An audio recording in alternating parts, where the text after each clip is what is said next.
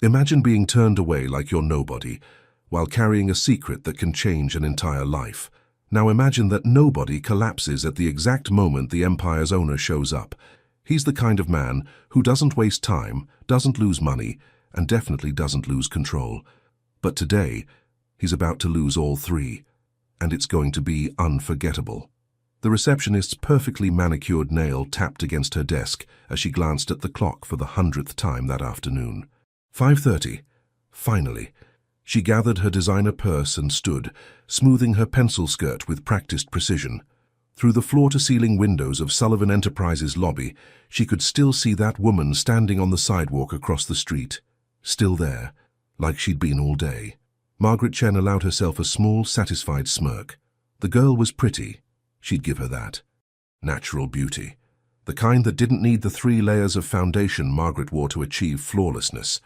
Glossy dark hair that caught the late afternoon sun, delicate features, and an almost ethereal quality that had sparked an ugly twist of envy in Margaret's chest the moment she'd laid eyes on her that morning. Which was exactly why Margaret had been so thoroughly, deliciously cruel. The memory still warmed her. The young woman had approached the reception desk at 8:45 sharp, her voice soft and trembling. "I need to speak with Mr. Sullivan, please. Carter Sullivan. It's urgent." Margaret had looked her up and down with deliberate slowness, taking in the simple cotton dress, the worn but clean sneakers, the complete absence of designer labels, not their usual clientele, not even close. "Mr. Sullivan doesn't see anyone without an appointment," Margaret had said, her voice dripping with false sympathy, "and his schedule is booked solid for the next 6 months. Please, I just need 5 minutes. It's personal." "Personal?" Margaret's laugh had been sharp. "Mr. Sullivan doesn't do personal visits at the office, company policy, and you can't wait here. Security regulations." She'd practically herded the girl toward the door, watching with satisfaction as confusion and hurt flickered across that pretty face.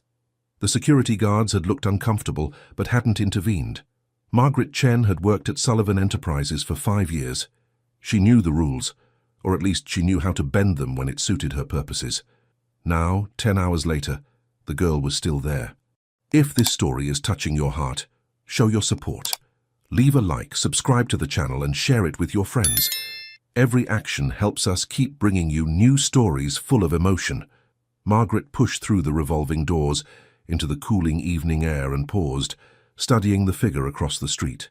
The woman was swaying slightly, one hand pressed against the building's stone facade, as if needing support. She looked pale, exhausted. Good, Margaret thought viciously. Maybe she'll finally give up and leave Mr. Sullivan alone. She didn't know why she felt such fierce protectiveness over a man who barely noticed her existence. Carter Sullivan was so far above her pay grade, it was laughable. But she'd nurtured a careful fantasy over the years, one where he'd finally look up from his endless meetings and see her, really see her. This woman, with her simple clothes and desperate eyes, threatened that fantasy in ways Margaret couldn't quite articulate. "Pathetic," Margaret muttered, turning toward the parking garage. She didn't look back. Natalie Spencer's vision was starting to blur at the edges, a grey fog creeping into her peripheral vision like an unwelcome guest. She pressed her palm harder against the cool stone of the building behind her, willing her knees to lock, her legs to hold just a little longer. "Just until he comes out," she told herself. "Just until I can see his face." The baby, she couldn't call it anything else now, not after seeing those 2 pink lines, was barely the size of a lemon, but it felt like it was already taking everything from her. Her energy, her appetite, her ability to stand upright for more than a few hours without feeling like she might crumble. She hadn't eaten since yesterday. The thought of food made her stomach revolt, and the anxiety had been so overwhelming she'd barely managed to keep down water. But she'd known she had to do this. Had to tell him. Carter Sullivan. Even his name sent a complicated tangle of emotions through her chest. Desire, anger, hope, despair. The memory of his hands on her skin, the sound of his laugh against her ear, the way he'd looked at her like she was the only person in the universe. It all felt like a fever dream now. Something too perfect to be real. Maybe it hadn't been real. Maybe for him, it had just been another night with another woman. But the baby was real. The baby was very, very real. Natalie's hand drifted to her still flat stomach, a protective gesture she'd been making unconsciously for days. 2 months. It had been 2 months since that night. 2 months since the most incredible and terrifying experience of her 26 years on this planet. She'd been so stupid, so recklessly, beautifully stupid. Her best friend Charlotte had dragged her to that charity gala, insisting she needed to get out more and stop being a hermit. Natalie had protested. She didn't belong in that world of champagne towers and $1,000 dresses. She was a freelance translator who worked from her grandmother's tiny apartment, surviving on instant ramen and the occasional splurge at the Thai place down the street. But Charlotte came from money, real money, and she'd bought Natalie a dress, elegant, simple, borrowed, and refused to take no for an answer. "You're brilliant and gorgeous, and you spend too much time alone with French legal documents," Charlotte had said. "Live a little." So Natalie had lived, and look where it got her. The moment Carter Sullivan's eyes had met hers across that glittering ballroom, something had shifted in the air.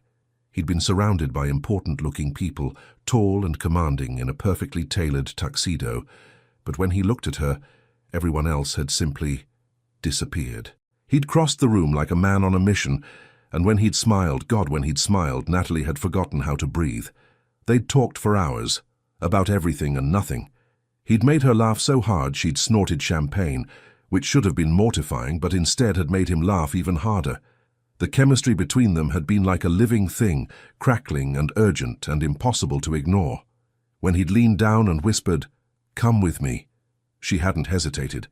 The hotel room had been beautiful, expensive in a way that made her anxiety spike for approximately 10 seconds before his mouth had found hers and thinking became impossible. He'd been gentle and passionate and attentive in ways she hadn't known existed outside romance novels. He'd taken her virginity with such care, such reverence, that she'd actually cried afterward.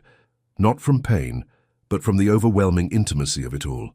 They'd stayed awake until dawn, bodies tangled in silk sheets, sharing secrets and dreams and kisses that tasted like promises. And then, his phone had rung. She'd watched his face transform from soft and open to hard and terrified in the space of a heartbeat. His father was in the hospital, critical condition. He'd dressed in seconds, kissing her forehead, promising he'd be back, promising this wasn't over. But in his panic, he'd forgotten to leave his number. And she'd been too shocked, too overwhelmed to think to ask. When she'd woken up alone hours later, the sheets still smelling like him, she'd felt the first cold fingers of doubt curl around her heart. He was Carter Sullivan, billionaire entrepreneur, CEO of Sullivan Enterprises. She'd looked him up afterward, seen the articles, the photos with beautiful women at charity events and business galas. He lived in a world so far removed from hers, they might as well be different planets. Maybe he regretted it. Maybe it had been a moment of weakness, a night of slumming it with the regular people. Maybe he'd woken up relieved that she hadn't left her number, that he could forget the whole thing ever happened. Pride had kept her from seeking him out. Pride and fear and the bone-deep certainty that she couldn't survive being rejected by him until the test had shown positive, until she'd realized she was carrying his child. That changed everything. He deserved to know. She'd spent weeks gathering courage, rehearsing what she'd say.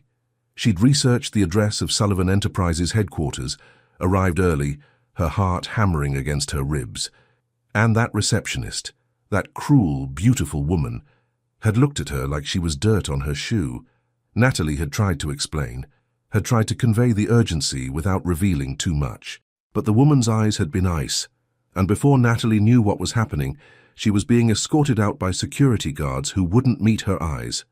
So she'd waited. What else could she do? Carter had to leave eventually, had to see her eventually. She'd stand here all day if she had to. She just hadn't accounted for how weak she'd feel, how the summer sun would drain her like a vampire, how her vision would start to swim and her knees would start to buckle, and the doors of Sullivan Enterprises burst open, and suddenly he was there. Carter Sullivan in the flesh, more devastating than she remembered. Taller somehow, his shoulders broader, his presence more commanding. He was surrounded by people in expensive suits, talking rapid-fire about numbers and projections and quarterly reports. He looked nothing like the man who'd laughed at her terrible jokes and kissed her like she was oxygen, and he was drowning. Natalie tried to move forward, tried to call out his name, but her legs had other ideas. Her vision was going black, and the last thing she registered before the world tilted sideways was the sound of someone screaming, and then nothing. Carter Sullivan had been in the middle of explaining why the Henderson merger needed to close by Friday, when Marcus, his head of security, made a sound like he'd been punched in the gut. "Sir, someone just collapsed, right in front of the building." Carter's first instinct was to keep walking. He had 17 more items on today's agenda, a conference call with Tokyo in 20 minutes, and a headache that felt like someone was using his skull for percussion practice. But something in Marcus's voice, alarm, urgency, something else, made him stop. "Where?" "There, by the east entrance. A woman—" Carter didn't hear the rest. He was already running, his expensive Italian shoes slapping against the pavement, his entourage of executives scrambling to keep up. A small crowd had gathered, but they parted when they saw him coming, probably recognizing the 6'3" frame and the expression that made grown men wet themselves in board meetings. And then he saw her. The world stopped. Every sound faded to white noise. Every person disappeared. There was only her, crumpled on the concrete like a broken doll, dark hair spilling across the grey stone, face so pale it was almost translucent. No, no, no, no, no. "Natalie," he breathed, and the name tore out of him like a prayer. He was on his knees beside her before he remembered how, gathering her into his arms with a tenderness that felt like muscle memory. Her head lolled against his shoulder, and Christ, she was so light, too light. When had she gotten so thin? "Sir, should we call an ambulance?" Marcus was hovering, radio already in hand. "No, my car. Now." Carter stood in one smooth motion, cradling her against his chest like she was made of spun glass. Her head tucked perfectly under his chin, and some broken part of him wanted to sob at how right she felt there. Clear a path, move, people scattered. Good. He didn't have patience for obstacles right now. Not when she was unconscious in his arms, not when he could feel how rapidly her heart was racing against his chest like a frightened bird. The back of his Bentley was temperature-controlled luxury, but Carter barely noticed as he slid in with Natalie still pressed against him. He couldn't seem to let her go, couldn't seem to stop running his fingers through her hair, checking her pulse, touching her face like he needed to confirm she was real. "Drive," he barked at his driver. "My apartment, fast." "Hospital might be better. My apartment has my private physician on call 24/7. Move." The car surged forward. Carter cradled Natalie's face in his palm, thumbs brushing her too sharp cheekbones. She looked exhausted, devastated, like she'd been through hell and barely survived. "What happened to you?" he thought desperately. "Where have you been?" 2 months. It had been 2 months, 3 weeks and 4 days since he'd woken up in that hospital room after his father's death and realized he didn't know how to find her, didn't know her last name, didn't know where she lived or worked, or even if the name she'd given him was real. Natalie, just Natalie. He'd spent thousands of dollars on private investigators with nothing but a first name and the location of a charity gala to work with. Every dead end had felt like another nail in his chest. And now here she was, unconscious in his arms, looking like she hadn't eaten or slept in weeks. Why was she here? How had she found him? His penthouse occupied the top 3 floors of Sullivan Tower, accessible only by private elevator.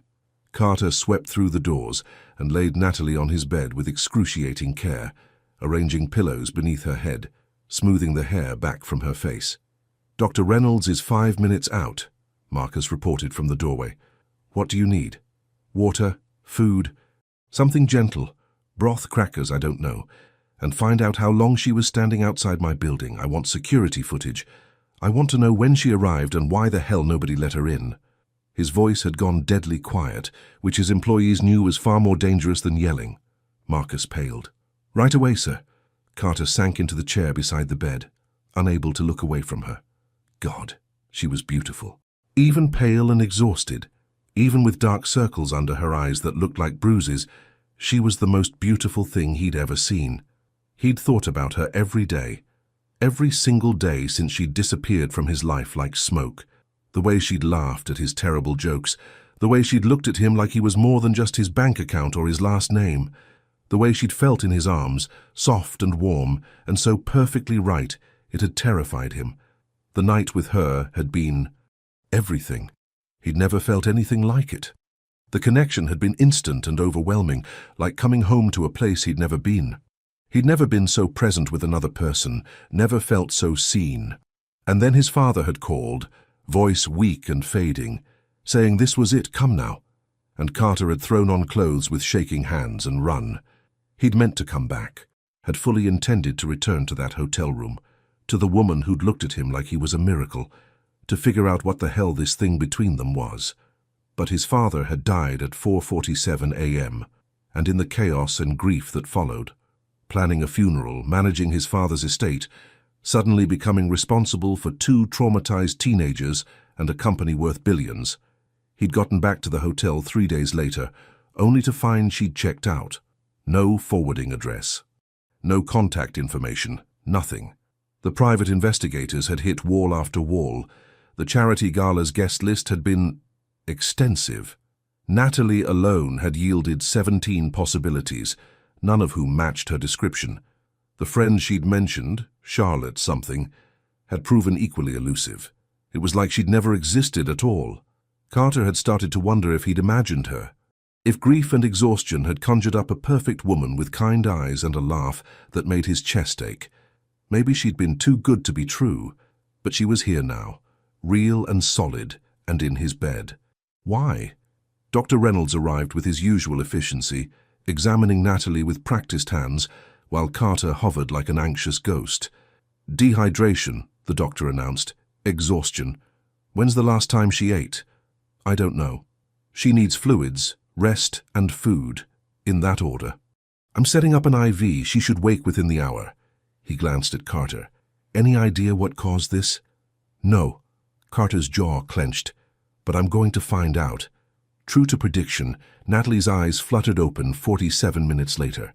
Carter was still in the chair beside the bed, unable to move, watching the steady rise and fall of her chest like it was the only thing keeping him tethered to earth. Her gaze found him immediately, and even confused and disoriented. The recognition in her eyes hit him like a punch to the solar plexus. She knew him. She'd come looking for him, specifically. Where? Her voice came out scratchy. My apartment. You collapsed. He wanted to touch her so badly his hands ached. What were you doing outside my building? She blinked, processing. And then something shifted in her expression. Fear, determination, resignation, all tangled together. She pushed herself up on shaky arms, and Carter immediately moved to help, adjusting pillows behind her. She looked at him for a long moment. Those eyes, God, those eyes that had haunted his dreams, were full of something he couldn't read. And then she said it. Just blurted it out like ripping off a bandage. I'm pregnant. It's yours. I spent all day waiting to tell you. The room tilted. Carter heard the words. Understood them individually. But together they formed a sentence his brain couldn't quite process. Pregnant. Yours. All day waiting. His mind spun through possibilities, through implications, through every emotion at once until it all blurred into white noise. Pregnant. She was pregnant. With his child. His immediate instinct was joy. Pure, uncomplicated joy that crashed through him like a wave. He was going to be a father. Natalie was here, carrying his baby, and everything in him wanted to pull her close and never let go. But then another feeling rose up, cold and familiar. One he'd tried to bury for 3 years but never quite managed to kill. Doubt. 3 years ago, a woman named Vanessa Hartley had shown up at his office with ultrasound photos and tears and a story about being pregnant with his child. He'd believed her, supported her, started planning a future, until the baby was lost at a convenient time, and it came out that there had never been a pregnancy at all. Just forged medical documents, and a woman who'd been paid by a rival company to destroy his reputation and distract him during a crucial merger. The scandal had been brutal. The betrayal had been worse. Carter looked at Natalie, sweet, kind Natalie, who'd disappeared for 2 months without a trace, and hated himself for what he was thinking. But he'd been fooled before, been lied to before, And he had 2 siblings depending on him now, a company to protect, a legacy to preserve. "Why didn't you contact me before?" The words came out harder than he intended. Something flickered in her eyes. Hurt. "I tried. Today. Your receptionist wouldn't let me in. Said you don't see anyone without appointments. So you waited outside, all day, without food or water." The anger in his voice surprised him. At her, at the situation, at himself. He wasn't sure. "I didn't know how else to reach you." Her chin lifted, and there was dignity there despite everything. "You didn't leave a number when you ran out that night." The accusation stung because it was fair. "My father was dying. I know that now. I didn't know it then." Her hands were clasped in her lap, knuckles white. "I'm not here to blame you or ask for anything. You deserve to know, that's all." Carter stood, needing to move, needing to think. His mind was racing through logistics, possibilities, outcomes. How far along? 8 weeks. The timeline matched their night together. But timelines could be manipulated. He'd learned that the hard way. God, he hated himself. Hated the cold calculation creeping into his thoughts when all he wanted was to trust her, to believe her, to pull her into his arms and tell her everything would be okay. But people had tried to destroy him before, and they'd use any weapon, even a fake pregnancy. "I want a paternity test." The words dropped like stones. The silence that followed Carter's request stretched so long that Natalie wondered if she'd actually heard him correctly. Maybe her exhausted brain had scrambled the words. Maybe he'd said something else entirely. But no, the look on his face, cold, calculated, distant, told her she'd heard exactly right. "A paternity test," she repeated, her voice flat. "Yes." Something inside her cracked, not broke. Breaking would come later. This was just the first hairline fracture in what would eventually become a complete shattering. "Of course." She was proud of how steady her voice came out. "I expected that." It was a lie. She hadn't expected it at all. In her naive, foolish heart, she'd imagined, what? That he'd be happy? That he'd pull her close and kiss her and tell her everything would be okay? That the man who'd held her so tenderly, who'd whispered sweet things against her skin, who'd looked at her like she was precious, that man would believe her. Stupid, so incredibly stupid. "I'll arrange for the test tomorrow," Carter said. And was it her imagination, or did he sound relieved, like he'd been bracing for an argument? "Dr. Reynolds can handle it discreetly." "Fine."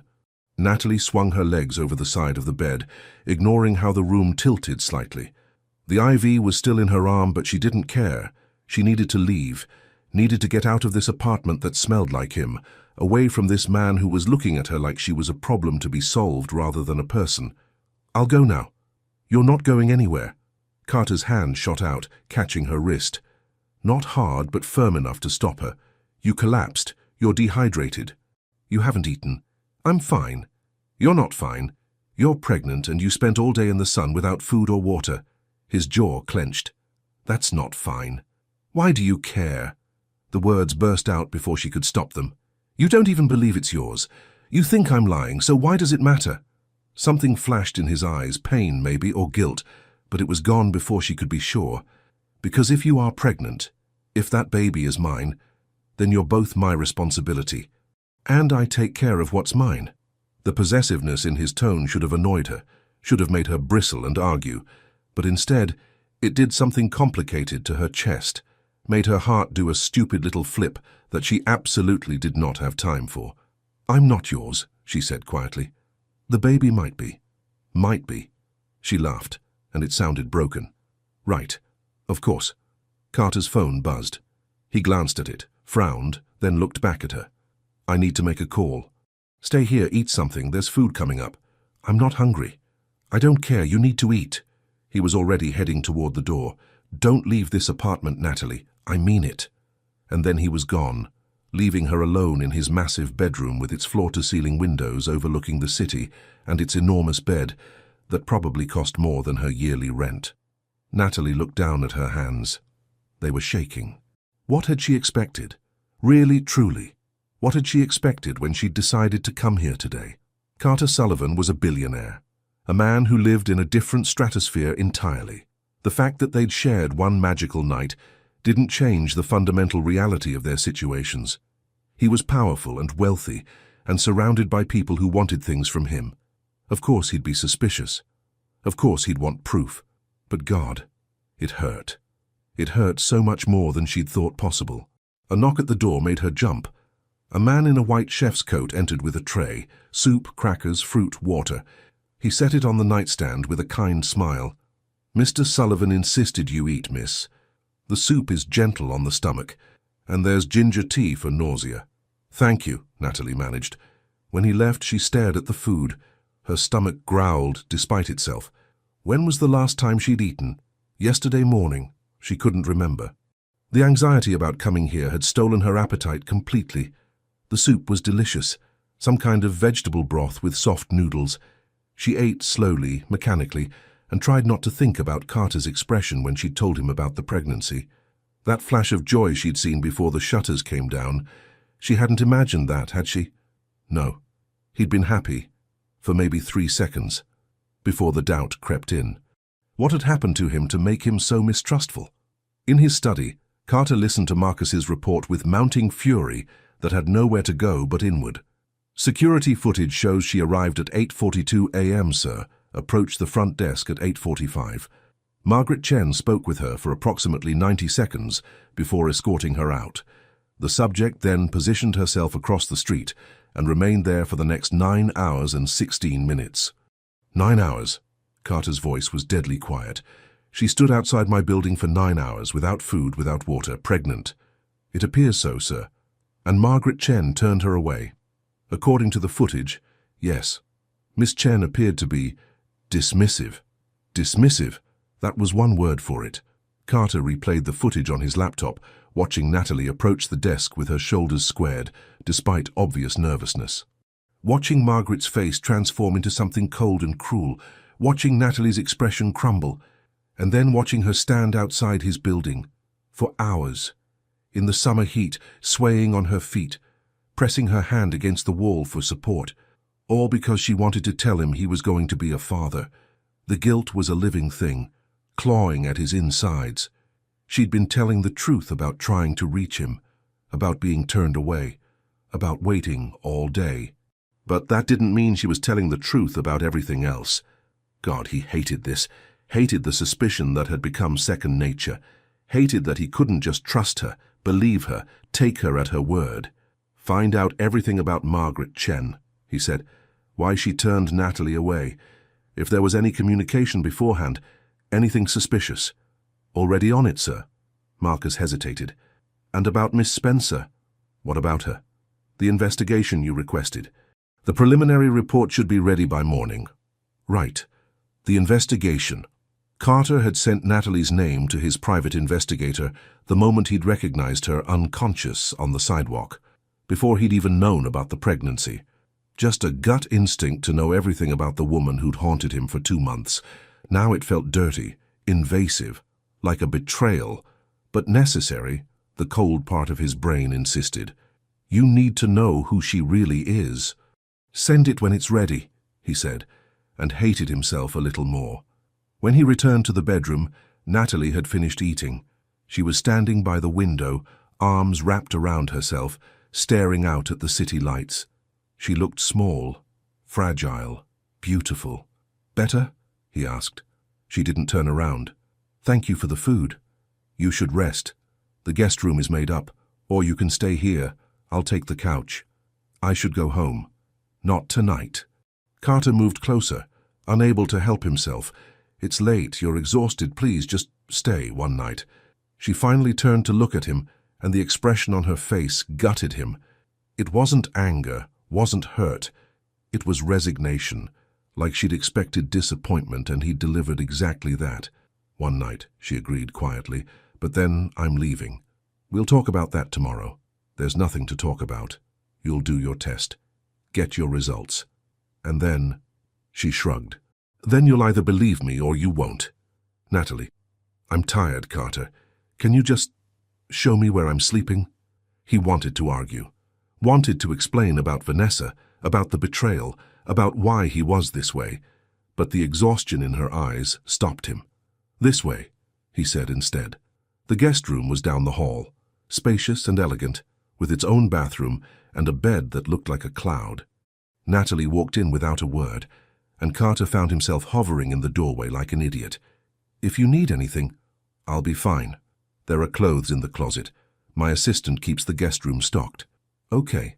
And if you get hungry again, the kitchen—" "Carter." She finally looked at him, really looked at him. "I'm not going to rob you in the middle of the night. I'm not going to trash your apartment or steal your valuables or whatever you're worried about. I'm just going to sleep, that's all." The accusation stung because it was fair. "That's not what I'm worried about." "Then what are you worried about?" "You," he wanted to say. "I'm worried about you, about how pale you look, about how you stood outside my building for 9 hours because you had no other way to reach me, about how badly I want to believe you and how terrified I am to do it. But what came out was, just rest well." And then he closed the door before he could do something stupid like beg her to believe he wasn't the monster he was acting like. In the hallway, Carter leaned against the wall and tried to breathe. She was here. Natalie was here, under his roof, possibly carrying his child. After 2 months of searching, of wondering, of dreaming, she'd walked right up to his building and he'd had her turned away. His phone buzzed with an email, the preliminary report from his investigator. Carter stared at it for a long moment before opening it, and hated himself just a little bit more. Natalie woke at 3 a.m. with her stomach staging a full-scale rebellion. She barely made it to the bathroom before losing the meager dinner she'd managed to keep down. Morning sickness, she'd discovered, was a cruel misnomer. It struck whenever it damn well pleased, with a viciousness that left her weak and shaking. She was crouched on the cool marble floor, forehead pressed against her arm, when she heard the knock. "Natalie, are you okay?" Carter's voice. Of course, because apparently this nightmare wasn't humiliating enough. "I'm fine," she croaked. "Go away." The door opened anyway, because apparently "go away" translated to "please come watch me vomit" in billionaire. "I said I'm—" She looked up, intending to unleash every ounce of irritation, and stopped. Carter was standing in the doorway in nothing but pajama pants, hair disheveled, eyes worried. And he was holding— Was that ginger tea? "How did you know?" she asked weakly. "My sister went through this with—" He stopped abruptly. "Doesn't matter. Here." He set the tea on the counter and wetted a washcloth, kneeling beside her to press it against her forehead. The gesture was so gentle, so unexpected, that Natalie felt tears prick her eyes, which was ridiculous. She was not going to cry over a washcloth. "I'm gross," she muttered. "You're pregnant." He brushed hair back from her face with surprising tenderness. "There's a difference." Same result. Grossness. The corner of his mouth twitched, almost a smile. "Drink the tea, it helps." She sipped it carefully and the warmth spread through her chest. "You keep ginger tea on hand for your pregnant guests?" "I keep ginger tea on hand because I'm apparently a masochist who drinks it when I have a hangover." He sat back on his heels watching her. "But Mrs. Chen, the housekeeper, not the devil receptionist, swears by it for morning sickness." "How would your housekeeper know about morning sickness?" "She's had 6 kids. The woman's a walking encyclopedia of pregnancy wisdom." He paused. "I called her at 2 a.m. asking for advice. She was thrilled. Thought I'd finally gotten a girlfriend. Natalie shouldn't have found that funny, shouldn't have laughed when she was sitting on a bathroom floor feeling like death. But the image of powerful, intimidating Carter Sullivan calling his housekeeper in the middle of the night for pregnancy tips was too absurd not to appreciate. "You called your housekeeper at 2 a.m. I heard you get up. Thought you might need—" He waved vaguely at the tea. That's unexpectedly thoughtful for someone who thinks I'm lying about the baby." The words hung in the air between them. Carter's jaw tightened, but he didn't look away. "I don't think you're lying. I need to be sure. There's a difference." "Is there?" She took another sip of tea, grateful for something to do with her hands. "Because from where I'm sitting, literally sitting on your bathroom floor, it feels pretty similar. 3 years ago, a woman named Vanessa Hartley told me she was pregnant." Carter's voice went flat, emotionless. "Showed me ultrasound photos. Cried in my office. I believed her, supported her, started planning a future with her and the baby." Natalie's stomach clenched, and this time it had nothing to do with morning sickness. "The pregnancy was fake," Carter continued. "The ultrasounds were stolen from someone else."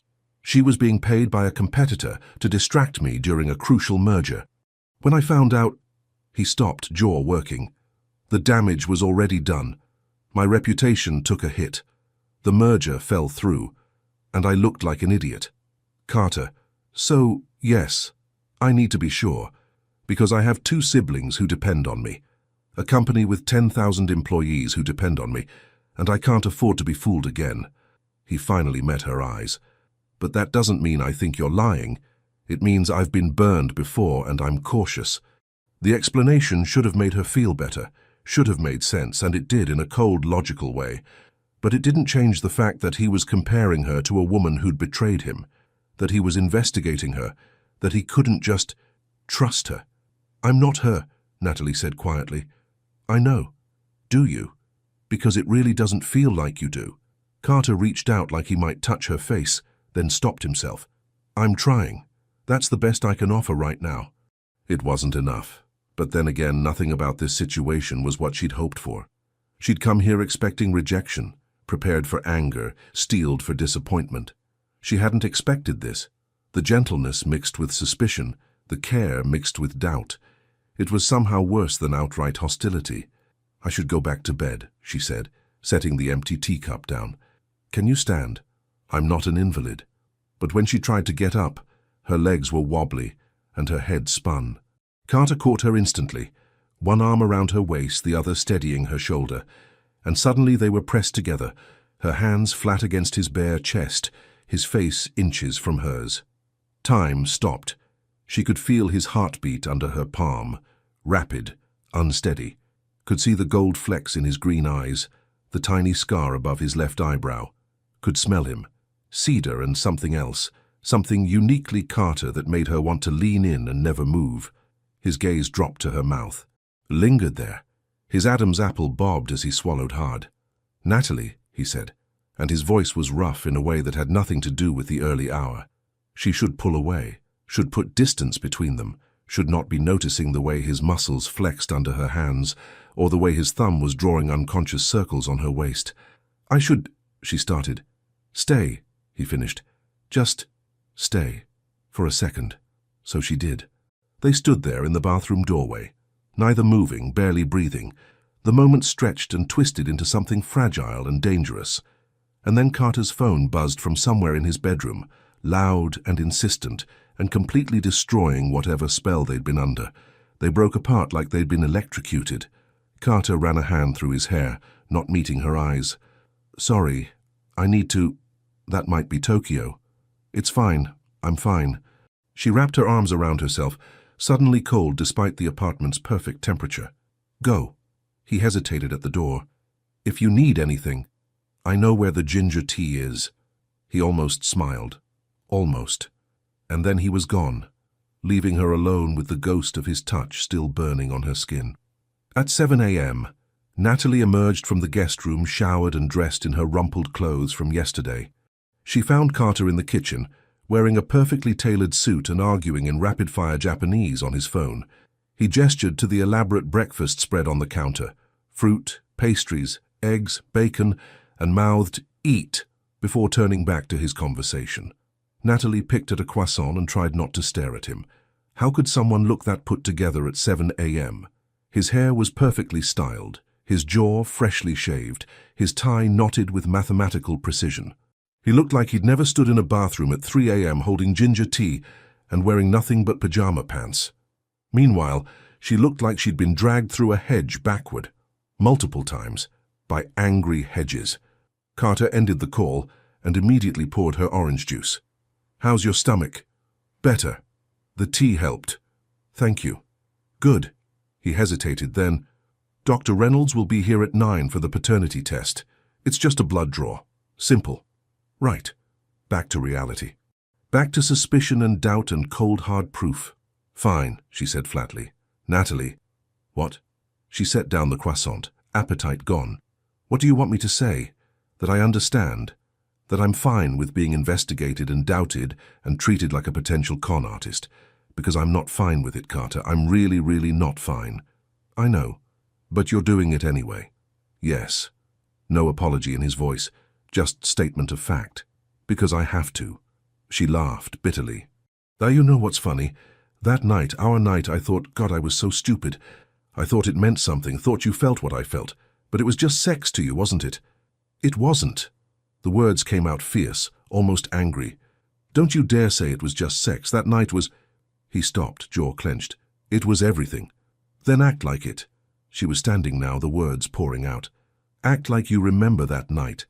Act like you remember how you looked at me, how you touched me, how you whispered that you'd never felt anything like that before. Her voice broke. Because the man from that night would have believed me, would have trusted me, would have been naive, Carter interrupted, and his voice was cold again. Would have been an idiot, would have gotten his heart broken and his life destroyed. Again. The again hung in the air between them like a sword. Natalie picked up her small purse. I'm leaving. The test will happen when I'm ready. On my terms, not yours. She headed for the door. You have my information now, right, from your investigation? So you can contact me when you're ready to act like a human being instead of a paranoid robot. Natalie. She was already gone, the apartment door slamming behind her with satisfying finality. In the hallway, waiting for the elevator, she let herself shake, let the tears come, because that had been harder than she'd expected. Seeing him, being near him, remembering. The elevator arrived. She stepped in, and tried very hard not to think about the way he'd looked at her in the bathroom at 3 a.m., like she was something precious he was terrified to break. Carter stared at the closed elevator doors for a full minute before his brain caught up with reality. She'd left. Natalie had actually left, and he'd just let her go, like an idiot. He pulled out his phone, pulled up her number from the investigation report, and immediately felt like scum for having it. The call went straight to voicemail. He tried again. Same result. Damn it, he muttered, heading back into his apartment. The breakfast spread was still laid out, untouched except for the single croissant she'd picked at. The guest room still smelled faintly of her shampoo, something floral and sweet. Evidence of her presence was everywhere, and the emptiness in her absence hit him like a physical blow. His phone buzzed. Marcus. Sir, the full investigation report is ready. Sending it now. Fine. Carter pulled up his laptop, downloaded the file, and started reading, and with every line felt like more of an ass.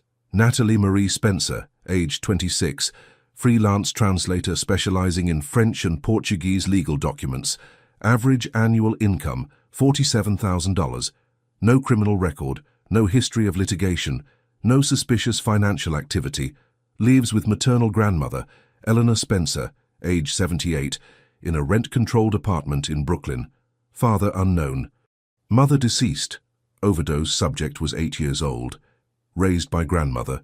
Subject maintains friendship with Charlotte Whitmore, daughter of tech magnate Robert Whitmore, since age 12. Relationship verified genuine through school records and social media history dating back over a decade. No history of romantic relationships beyond casual dating. No evidence of gold-digging behavior.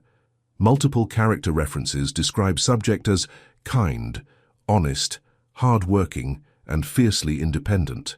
Financial analysis shows no unexplained deposits, no luxury purchases, no debt beyond normal student loans, paid off 2023. Apartment lease in good standing, utilities paid on time, grocery shopping at budget stores, public transportation user.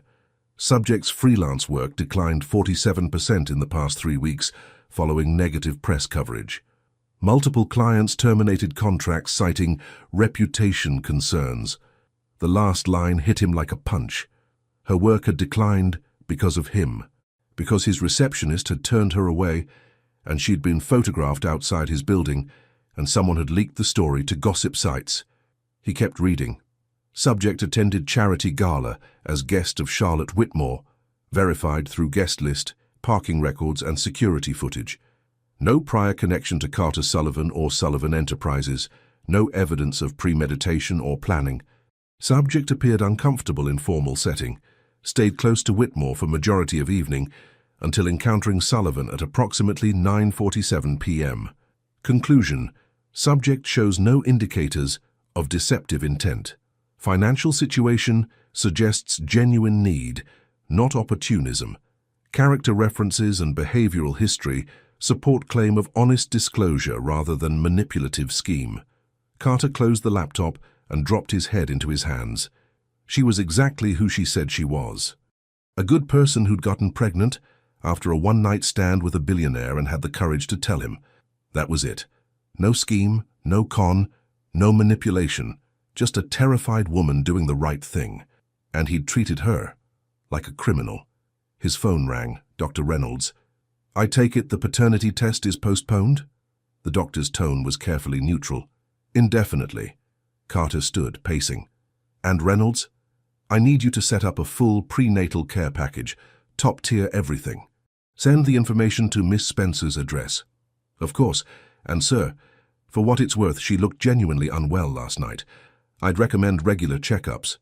I know. Carter rubbed his face. I know. After hanging up, he stared at his phone for a long moment before opening his messages. What could he possibly say? Sorry for doubting you. Sorry for investigating your entire life. Sorry for being exactly the kind of paranoid bastard you accused me of being. He started typing and deleting, until finally settling on, I read the report. You were right about everything, I'm sorry. The message showed as delivered, then read, but no response came. Natalie made it 3 blocks from Carter's building before the tears came in earnest. She ducked into a coffee shop, ordered tea she didn't want, and tried to pull herself together. Her phone buzzed. A text from Carter. She read it, felt something twist in her chest, and shoved the phone back in her purse without responding. What was she supposed to say? Thanks for confirming I'm not a lying con artist. Glad your investigation proved I'm just a broke translator with terrible luck. The humiliation burned. He'd investigated her, actually hired someone to dig through her life, her finances, her history. She understood why, intellectually she got it, but understanding didn't make it hurt less. Her phone buzzed again. Charlotte this time. Where are you? Are you okay? Your grandma called, worried. Right. She'd told Gran she was running errands and might be late. That was yesterday morning, before she'd spent 9 hours on a sidewalk and collapsed and woken up in a billionaire's guest room. I'm fine. Long story. Coming home soon. Charlotte responded immediately. I'm at your apartment, with bagels. You better get here soon or I'm eating yours. Despite everything, Natalie smiled. Charlotte had been her best friend since 7th grade, when Natalie had been the scholarship kid with the dead mom and the recovering addict grandmother, and Charlotte had been the rich girl who'd decided they were going to be friends and hadn't taken no for an answer. The friendship had survived everything, different schools, different tax brackets, Charlotte's parents' initial disapproval. Charlotte didn't care about money or status. She just cared about people, which made what Natalie had to tell her even harder. 40 minutes later, Natalie walked into the tiny Brooklyn apartment she shared with Gran to find Charlotte sprawled on the couch, indeed eating a bagel, while Gran puttered in the kitchen making tea. Finally, Charlotte jumped up. I've been waiting for... She stopped, taking in Natalie's appearance. Oh, honey, what happened? And that was all it took. Natalie dissolved into tears for the 2nd time that day, which was really starting to become a pattern she didn't appreciate. Gran appeared with tissues. Charlotte wrapped her in a hug, and slowly, haltingly, Natalie told them everything. The gala, the night with Carter, the pregnancy, the attempt to tell him, the collapse, his suspicions, the investigation. He investigated you? Charlotte's voice went dangerously quiet. That absolute language, Gran warned, but her own expression was thunderous. No, it's fine. Natalie wiped her eyes. He had reasons. A woman faked a pregnancy with him 3 years ago, so I get why he's cautious. Cautious is one thing. Treating you like a criminal is another. Charlotte paced the small living room. I'm going to call him. You're going to do nothing, Natalie interrupted. This is my situation, my mess. I'll handle it. By yourself? I've handled worse by myself. The words came out more bitter than she intended. Gran and Charlotte exchanged looks, the kind of look that said they were remembering 8-year-old Natalie at her mother's funeral, teenage Natalie working 2 jobs to help with bills, adult Natalie building a freelance career from nothing. You don't have to do everything alone, Gran said softly, settling on the couch beside her. That's what family is for. And friends, Charlotte added. Annoying, persistent friends who won't leave you alone even when you push them away. Natalie managed a watery laugh. You're not annoying. Lies. I'm extremely annoying. It's my best quality. Charlotte sat on Natalie's other side. So, what's the plan? Are you going to let him do the paternity test? Eventually, when I'm ready, on my terms. Natalie touched her still flat stomach. But I'm keeping this baby either way, with or without him. Of course you are. You're going to be an amazing mother. Gran squeezed her hand. And this baby is lucky to have you. Even if its father thinks I'm a gold digger. He doesn't think that, Charlotte said firmly. If he thought that, he wouldn't have apologized, wouldn't have sent you that text. He's just scared and stupid. Men usually are. Hey, your father's a man, Gran protested. My father's the exception that proves the rule. Charlotte turned to Natalie. Look, I'm not defending him. What he did was wrong. But I've seen you two together. You haven't seen us together. It was one night. I saw the way he looked at you at the gala. Like you were the only person in the room. Like he'd been looking for you his whole life and finally found you. Charlotte's expression softened. That kind of connection doesn't just disappear. Connection doesn't matter if there's no trust. Then make him earn it back. Make him work for it. But don't shut the door completely. Charlotte pulled out her phone. And speaking of doors, I'm texting him your prenatal appointment schedule. He wants to be involved. He can start by showing up when it matters. Charlotte? Too late. Already sent. Charlotte grinned unrepentantly. You can thank me at the baby shower. Natalie wanted to argue, wanted to insist she could handle this alone. But the truth was, she was terrified. Terrified of being a single mother. Terrified of raising a child without support. Terrified of her baby growing up, wondering why their father didn't want them. Her phone buzzed. Carter again. I'll be at every appointment, every ultrasound, every checkup, if you'll let me. She stared at the message for a long time before responding. First appointment is next Wednesday, 2 p.m., Dr. Sarah Chen at Brooklyn Women's Health. Don't be late. His response was immediate. I'll be there.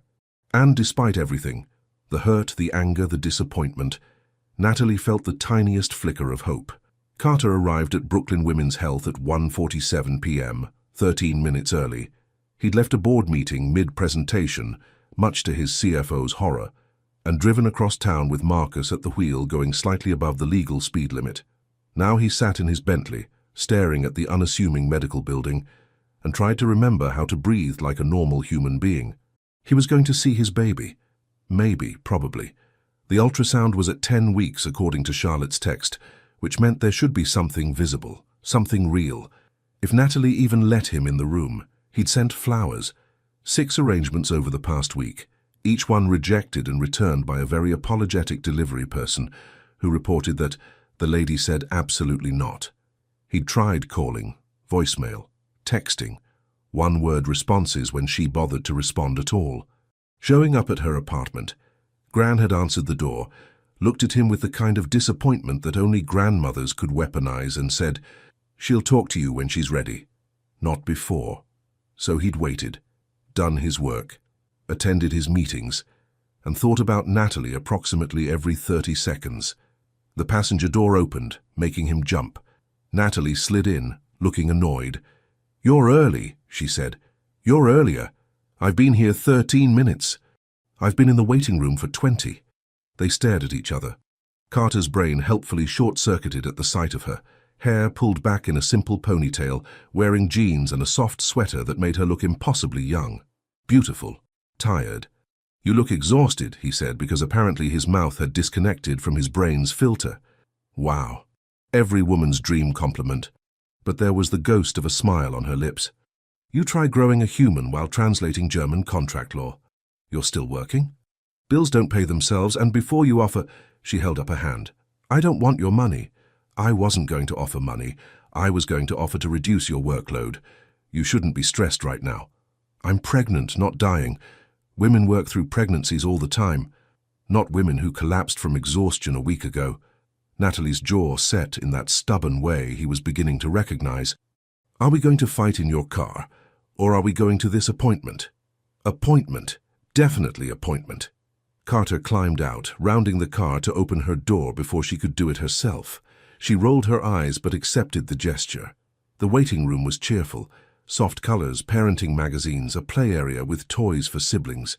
Carter felt massively out of place in his three-piece suit. Every other person there looked normal, comfortable, like they belonged. He sat in the chair next to Natalie, hyper-aware of the 3 inches of space between them. She was reading a magazine about nursery decorations with intense focus, like it contained the secrets of the universe. Natalie Spencer. A nurse appeared with a clipboard. They stood in unison. Carter followed Natalie down a hallway, into an exam room, and suddenly reality hit him with the force of a freight train. This was happening. This was real. There was going to be a baby. His baby. "First-time dad?" the nurse asked kindly, probably noticing his death grip on the chair. "That obvious? Honey, you look like you're about to pass out. It's adorable." She patted his shoulder. "Don't worry. The fainting is usually Mom's job." Natalie snorted from the exam table. "I already fainted once. I'm good." "That's the spirit." The nurse took Natalie's vitals, asked a series of questions that made Carter's ears burn. Apparently there were a lot of very specific questions about bodily functions involved in pregnancy, and then said, "Dr. Chen will be in shortly. Dad, there's water in the corner if you need it." When she left, silence descended. Carter sat. Natalie lay back on the table. They both stared at the ceiling. "I'm sorry," Carter said finally, "for everything. The investigation, the doubt, I know." Natalie's voice was soft. "I got your 17 apology texts, and the flowers, all 6 arrangements. You sent them back, because I was angry. Still am, a little." She turned her head to look at him. "But I understand why you did it. Doesn't mean I like it, but I understand. I should have trusted you." "Yes, you should have." No anger in her voice now, just honesty. "But you'd been burned, I get it. Trust isn't easy when someone's broken it that badly." Carter stood, moved to the exam table, close enough to touch but not touching. "That night, what I said about it being everything, I meant it. You weren't just some woman at a gala. You were everything." Natalie's eyes shimmered. "Then why couldn't you believe me?" "Because I'm an idiot with trust issues and a company to protect, and siblings who depend on me, and a pathological fear of being vulnerable." The words tumbled out. "Because that night scared me. What I felt for you scared me. And when you disappeared, you didn't disappear, your father died, that's different. But I didn't know that. I woke up and you were gone and I thought," she swallowed hard, "I thought it had just been sex for you, that I'd been stupid to think it meant anything." "It meant everything," Carter repeated fiercely. "It still does." Before Natalie could respond, Dr. Chen breezed in, a cheerful woman in her 50s with kind eyes and efficient movements. "Hello. You must be the happy parents." "I'm Dr. Chen. Let's see this baby, shall we?" She squeezed gel onto Natalie's stomach, still flat, but Carter could see the slight roundness now, and pressed the ultrasound wand against her skin. The screen flickered to life, showing abstract shapes that meant nothing to Carter. And then Dr. Chen adjusted the angle, and suddenly there it was. A tiny figure, impossibly small, with a head and body and little limbs that moved slightly as they watched. "There's your baby," Dr. Chen said warmly. "Measuring right on track for 10 weeks. And there's the heartbeat." A sound filled the room, rapid, rhythmic, beautiful, like galloping horses or ocean waves, or every song ever written condensed into one perfect beat. Carter couldn't breathe, couldn't move, could only stare at that tiny flickering form on the screen and feel his entire world reorganize itself around this moment. "That's..." His voice broke. "That's our baby." "That's our baby," Natalie confirmed, and when he looked at her, she was crying, smiling and crying at the same time. Without thinking, Carter grabbed her hand, squeezed it tight, and when she squeezed back, something in his chest that had been locked tight for years finally cracked open. "Everything looks healthy," Dr. Chen continued, taking measurements and explaining things Carter didn't fully process. "I'll print some pictures for you. Dad, you can let go of Mom's hand now if you want." "I really don't," Carter said honestly. Natalie laughed, a real laugh, bright and surprised. "Then don't." So he didn't. He held her hand through the rest of the exam, through Dr. Chen's instructions about prenatal vitamins and next appointments and warning signs. Held it while they walked back to the waiting room. only let go when Natalie needed to schedule her next visit. Outside in the cooling afternoon air, they stood by his car in awkward silence. "So," Natalie said finally, "that was something. Something." Carter looked at the ultrasound photo in his hand, the grainy black and white image that somehow contained an entire future. "Can I take you to dinner? Just dinner. Nothing else. I promise." Natalie studied him for a long moment. "You promise? Scout's honor. Were you even a scout?" "No, but I promise anyway." She almost smiled. "One dinner. But I pick the place, and if you investigate the restaurant beforehand, I'm leaving. Deal." As they drove to the Thai place she directed him to, the kind with plastic chairs and fluorescent lighting that served the best pad Thai Carter had ever tasted, he realized something. He was falling for her. Again. Still. Always had been, probably, since that first moment at the gala when she'd looked at him like he was just a man, not a bank account or a last name.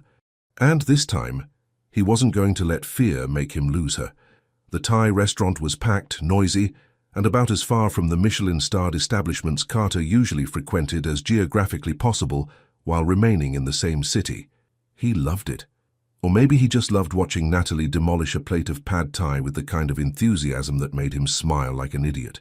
"What?" she asked, catching him staring. "Nothing. You're just really enjoying that. First meal all week that hasn't made me want to die." She twirled more noodles onto a fork. "Pregnancy cravings are weird. I wanted pickles and ice cream yesterday. Together. It was disgusting and amazing." Carter laughed. Actually laughed. Something he hadn't done much of lately. "Did you actually eat pickles with ice cream?" "Vanilla ice cream with dill pickle chips. Don't knock it until you've tried it." She pointed her fork at him. "Although watching your face right now suggests you're definitely knocking it." "I'm not knocking anything, I'm just processing." "Process faster. Your spring rolls are getting cold." He picked up a spring roll obediently, and they ate in comfortable silence for a moment. The restaurant buzzed around them, families laughing, couples talking, the sizzle of woks from the kitchen. It was so normal, so ordinary, and somehow that made it perfect. "Can I ask you something?" Natalie said suddenly. "Anything. Your siblings, you mentioned them before. How old are they?" Carter set down his chopsticks. "Benjamin's 19, sophomore at Columbia. Wants to be an architect, and Jasmine's 16, junior in high school, currently convinced she's going to be a marine biologist, despite being terrified of fish." Natalie smiled. "She's afraid of fish, but wants to study them. She watched a documentary about coral reefs and decided it was her calling. The fish thing is a work in progress." His expression softened. "They're good kids. Lost their mum when they were young, car accident.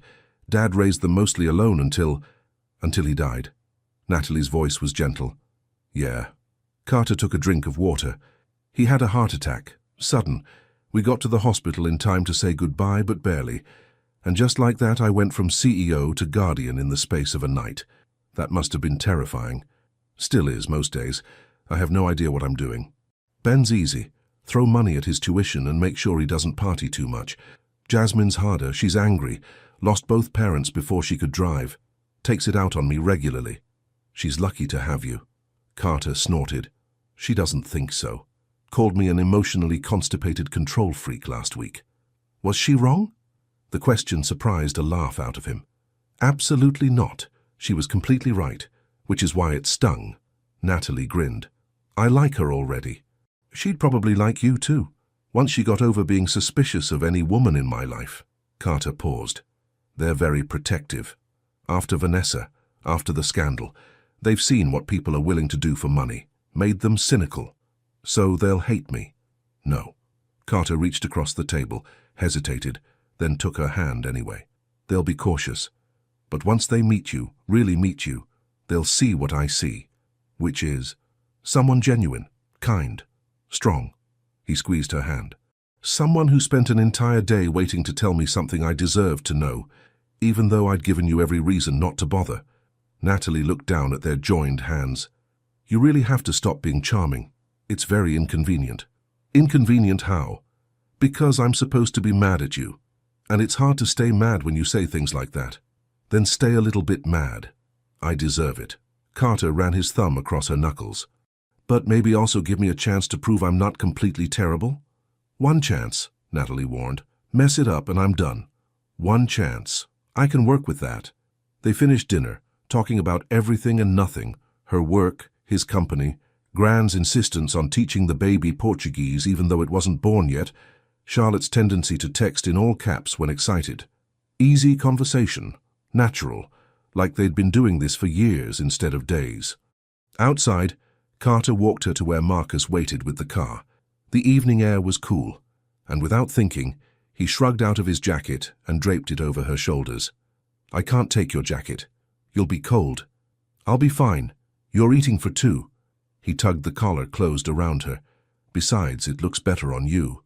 Natalie pulled the jacket tighter, and Carter noticed she breathed in slightly, catching his scent on the fabric. The realization did something complicated to his chest. Thank you for dinner, she said softly. Thank you for giving me a chance. They stood there, neither moving, caught in that strange space between wanting and waiting. Carter wanted to kiss her, wanted it with an intensity that surprised him. But it was too soon, too fragile.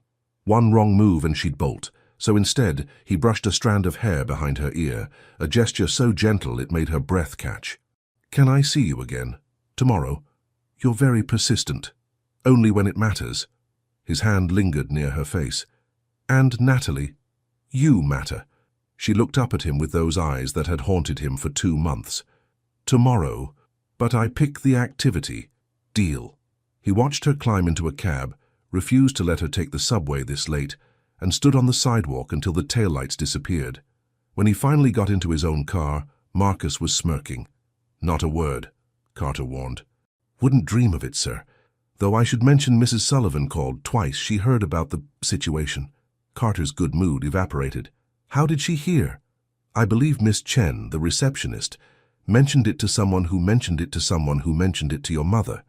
Of course, Margaret Chen, who was going to be looking for a new job very soon. What did my mother say? That she's flying in from the Hamptons tomorrow morning and expects you for brunch. Carter dropped his head back against the seat. Perfect.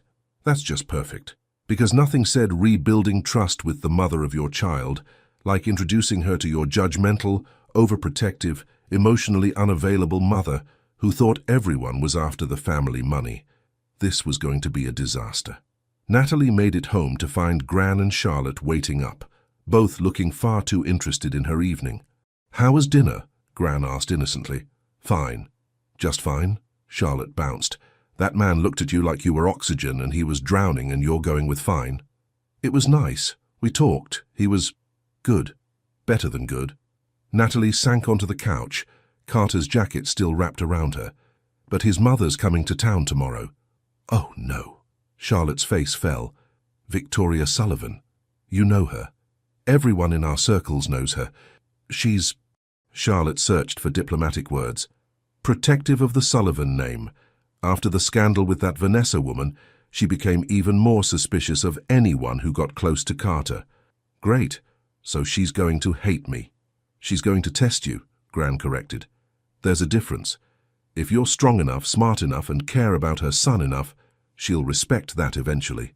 And if I'm not, then she'll make your life hell until you prove otherwise. Gran patted her hand. But my granddaughter doesn't back down from challenges. Never has. Natalie wanted to believe that. Wanted to believe she could face down a billionaire matriarch and come out unscathed. But the truth was, she was terrified. Carter's world was so different from hers. His mother, his siblings, his expectations, all of it felt impossibly distant from her rent-controlled Brooklyn apartment and freelance translator life. What if she wasn't enough? What if they looked at her and saw exactly what Margaret Chen had seen, someone who didn't belong? Her phone buzzed. Carter, tomorrow, 11 a.m. My place. I know it's sudden, but my mother wants to meet you. I understand if you need more time, but I'd like you there as backup if nothing else. She smiled despite her nerves. I'll be there. But you owe me. Name your price. I'll think of something. She fell asleep that night wrapped in his jacket, smelling cedar and promise, and tried not to think about how much she was already in over her head. Victoria Sullivan was exactly as intimidating as Natalie had imagined, which was to say, absolutely terrifying.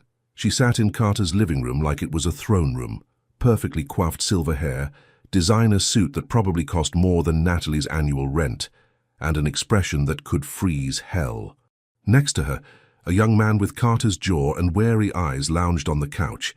Benjamin, Natalie guessed, and perched on the arm of a chair, radiating teenage hostility, was a girl with long dark hair and her arms crossed.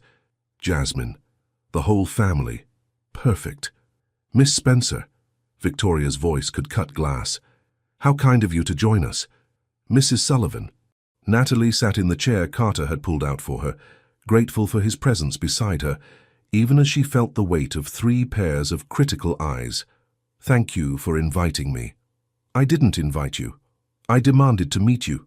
There's a difference. Well, no point in pretending this would be pleasant. Mother, Carter warned. Don't mother me, Carter. A woman shows up claiming to be pregnant with your child, and I'm supposed to simply accept it, after what happened with Vanessa. This is nothing like Vanessa, Carter said firmly. Isn't it? Another woman, another pregnancy claim, another convenient appearance right when— I'm sitting right here, Natalie interrupted. So if you're going to insult me, at least have the courtesy to do it to my face, instead of talking around me like I'm furniture. Silence. Benjamin's eyebrows shot up. Jasmine's mouth quirked, almost a smile. Victoria's expression didn't change, but something flickered in her eyes. Approval? Anger?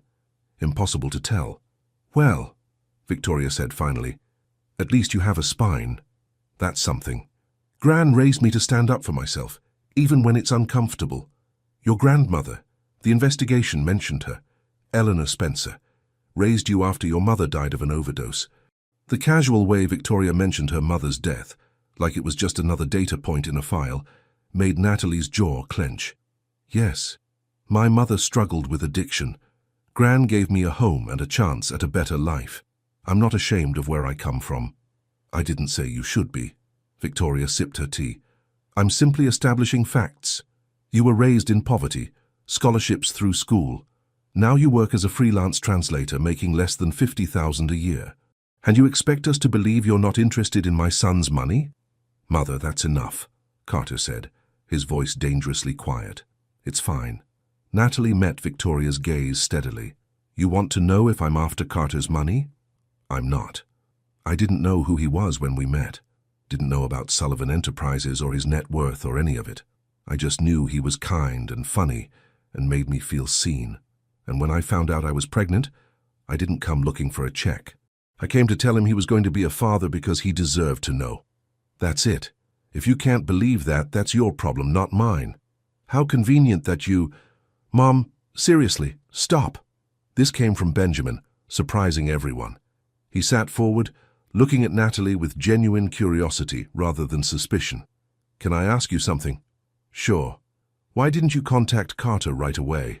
When you found out? Honest question. Natalie appreciated that. Because I was scared.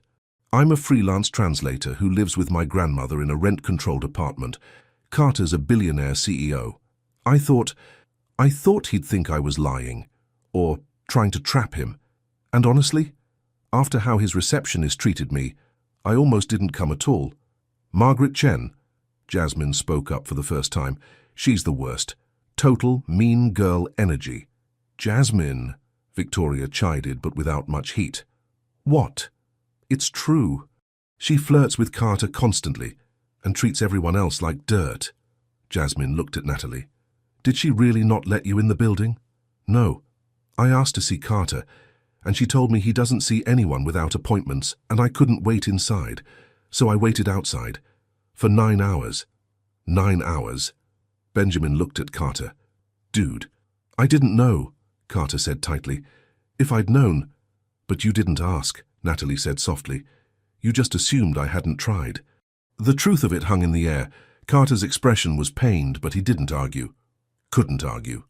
Victoria set down her teacup with deliberate precision. Let me be very clear, Miss Spencer. I lost my husband 3 months ago. My son became guardian to 2 teenagers while running a multi-billion-dollar company. We've been through scandal, betrayal, and grief.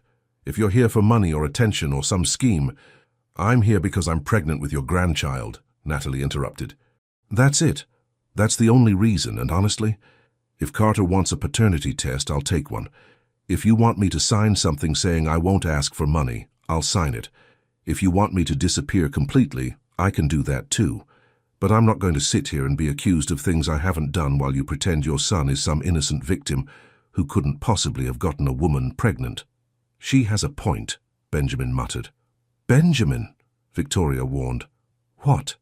She does. Carter's a grown man. Actions have consequences. If the baby's his, and I'm guessing it is based on how he's looking at her, then we deal with it. As a family. Easy for you to say. You're not the one who had a con artist fake a pregnancy to destroy your reputation. That wasn't Natalie, Jasmine said quietly. That was Vanessa. And taking it out on every woman Carter meets isn't fair. Victoria looked at her daughter in surprise. You're defending her? I'm defending logic. If she was a gold digger, wouldn't she have hired a lawyer, gone to the press, demanded money? Jasmine shrugged. Instead, she showed up, got turned away, waited all day, and collapsed. That's not a scheme. That's just sad. Hey, Natalie protested weakly. Sorry, but it's true. Jasmine actually smiled. You're either the worst gold digger in history, or you're telling the truth. I vote truth, Benjamin said. She called Mom out. Nobody does that except people who are genuinely pissed off. Victoria looked between her children, then at Carter, then finally at Natalie. I want a paternity test, as soon as it's safe to do so. Fine. And if the baby is Carter's, I expect you to sign a prenuptial agreement before any formal relationship begins. I'm not after a formal relationship, Natalie said. I'm after my child having a father who wants to be involved, that's all. Something in Victoria's expression shifted. Not softened. Victoria Sullivan didn't do soft, but reconsidered. You're either very honest or very clever. I haven't decided which yet. Take your time. I'll be here either way. Natalie stood. If that's all, I have work to do. It's Saturday, Victoria said. Deadlines don't care about weekends. Natalie looked at Carter. Thanks for the brunch invitation. This was delightful. Carter followed her to the door. I'm so sorry. She's protecting her family. I get it. Natalie touched his arm. But Carter, next time warn me before throwing me to the sharks. There won't be a next time, I promise. Good. Because your family is exhausting. She softened. But your siblings are kind of great. They surprised me too. In the living room behind them, Natalie could hear Victoria's voice. Well, she's got spirit. I'll give her that. And Benjamin's response. Mom, admit it. You kind of liked her. Natalie didn't hear Victoria's answer, but she walked to the elevator with the strangest feeling that maybe, just maybe, she'd survived her first Sullivan family interrogation. 3 weeks later, Natalie woke up to 17 missed calls and a text from Charlotte that said simply, I'm so sorry. Her stomach dropped. That was never a good sign.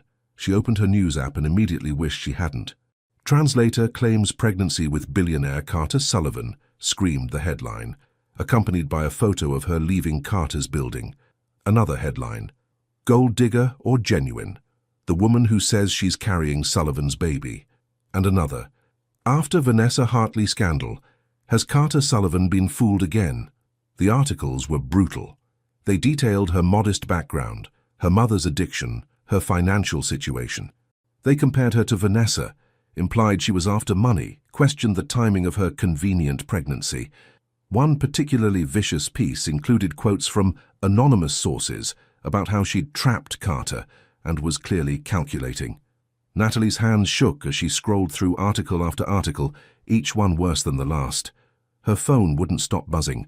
Unknown numbers, emails from clients cancelling contracts, social media notifications she was afraid to check. Gran, she called out, her voice cracking. Gran appeared in the doorway, took one look at Natalie's face, and immediately pulled her into a hug. What happened? Someone leaked it, everything. The pregnancy, Carter, all of it. Natalie's voice was muffled against Gran's shoulder. My career is over. And it was. By noon, she'd lost 4 clients. By evening, she'd lost 8 more. The translation community was small, and reputation was everything.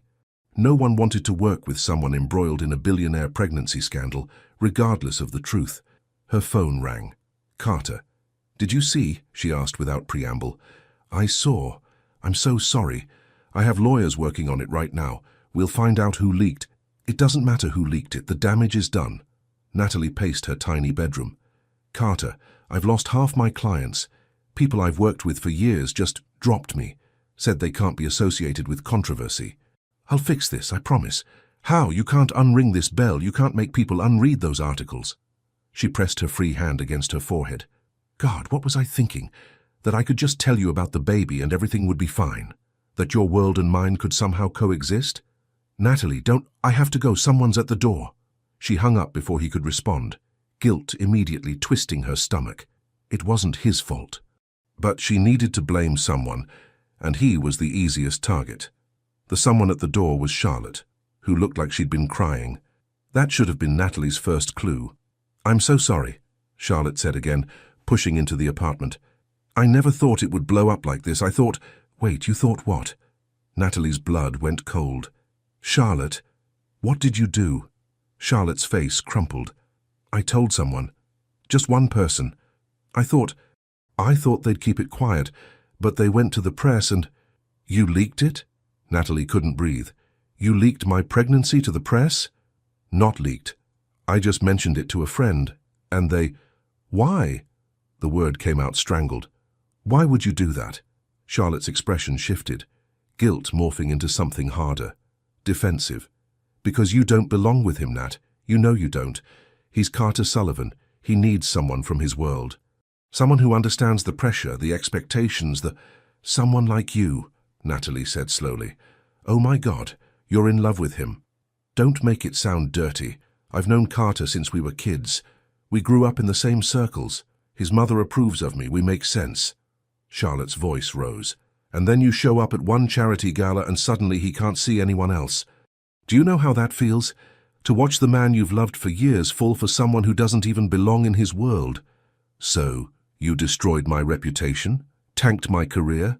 All because you're jealous? I'm not jealous. I'm being realistic. Charlotte's eyes blazed. You're a translator from Brooklyn who lives with your grandmother. He's a billionaire CEO. What kind of life do you think you'll have together? You'll always be the poor girl who got pregnant and trapped him. That baby will always be the mistake that forced his hand. Is that what you want for your child? Each word was a knife, precise and devastating, because part of Natalie, the terrified, insecure part, wondered if Charlotte was right. Get out, Natalie said, her voice eerily calm. Nat, I'm just trying to help. You're trying to help yourself. You betrayed me, destroyed my livelihood. And for what? Carter doesn't love you, Charlotte. He's never going to love you. And doing this, you've just guaranteed he never will. Charlotte's face went pale. You don't know that. I know that he's a good man who values loyalty, and you just proved you have none. Natalie opened the door. We're done. Don't call. Don't text. Don't come back. Natalie. I said get out. Charlotte left, and Natalie closed the door with shaking hands. Then she slid down to the floor and let herself fall apart.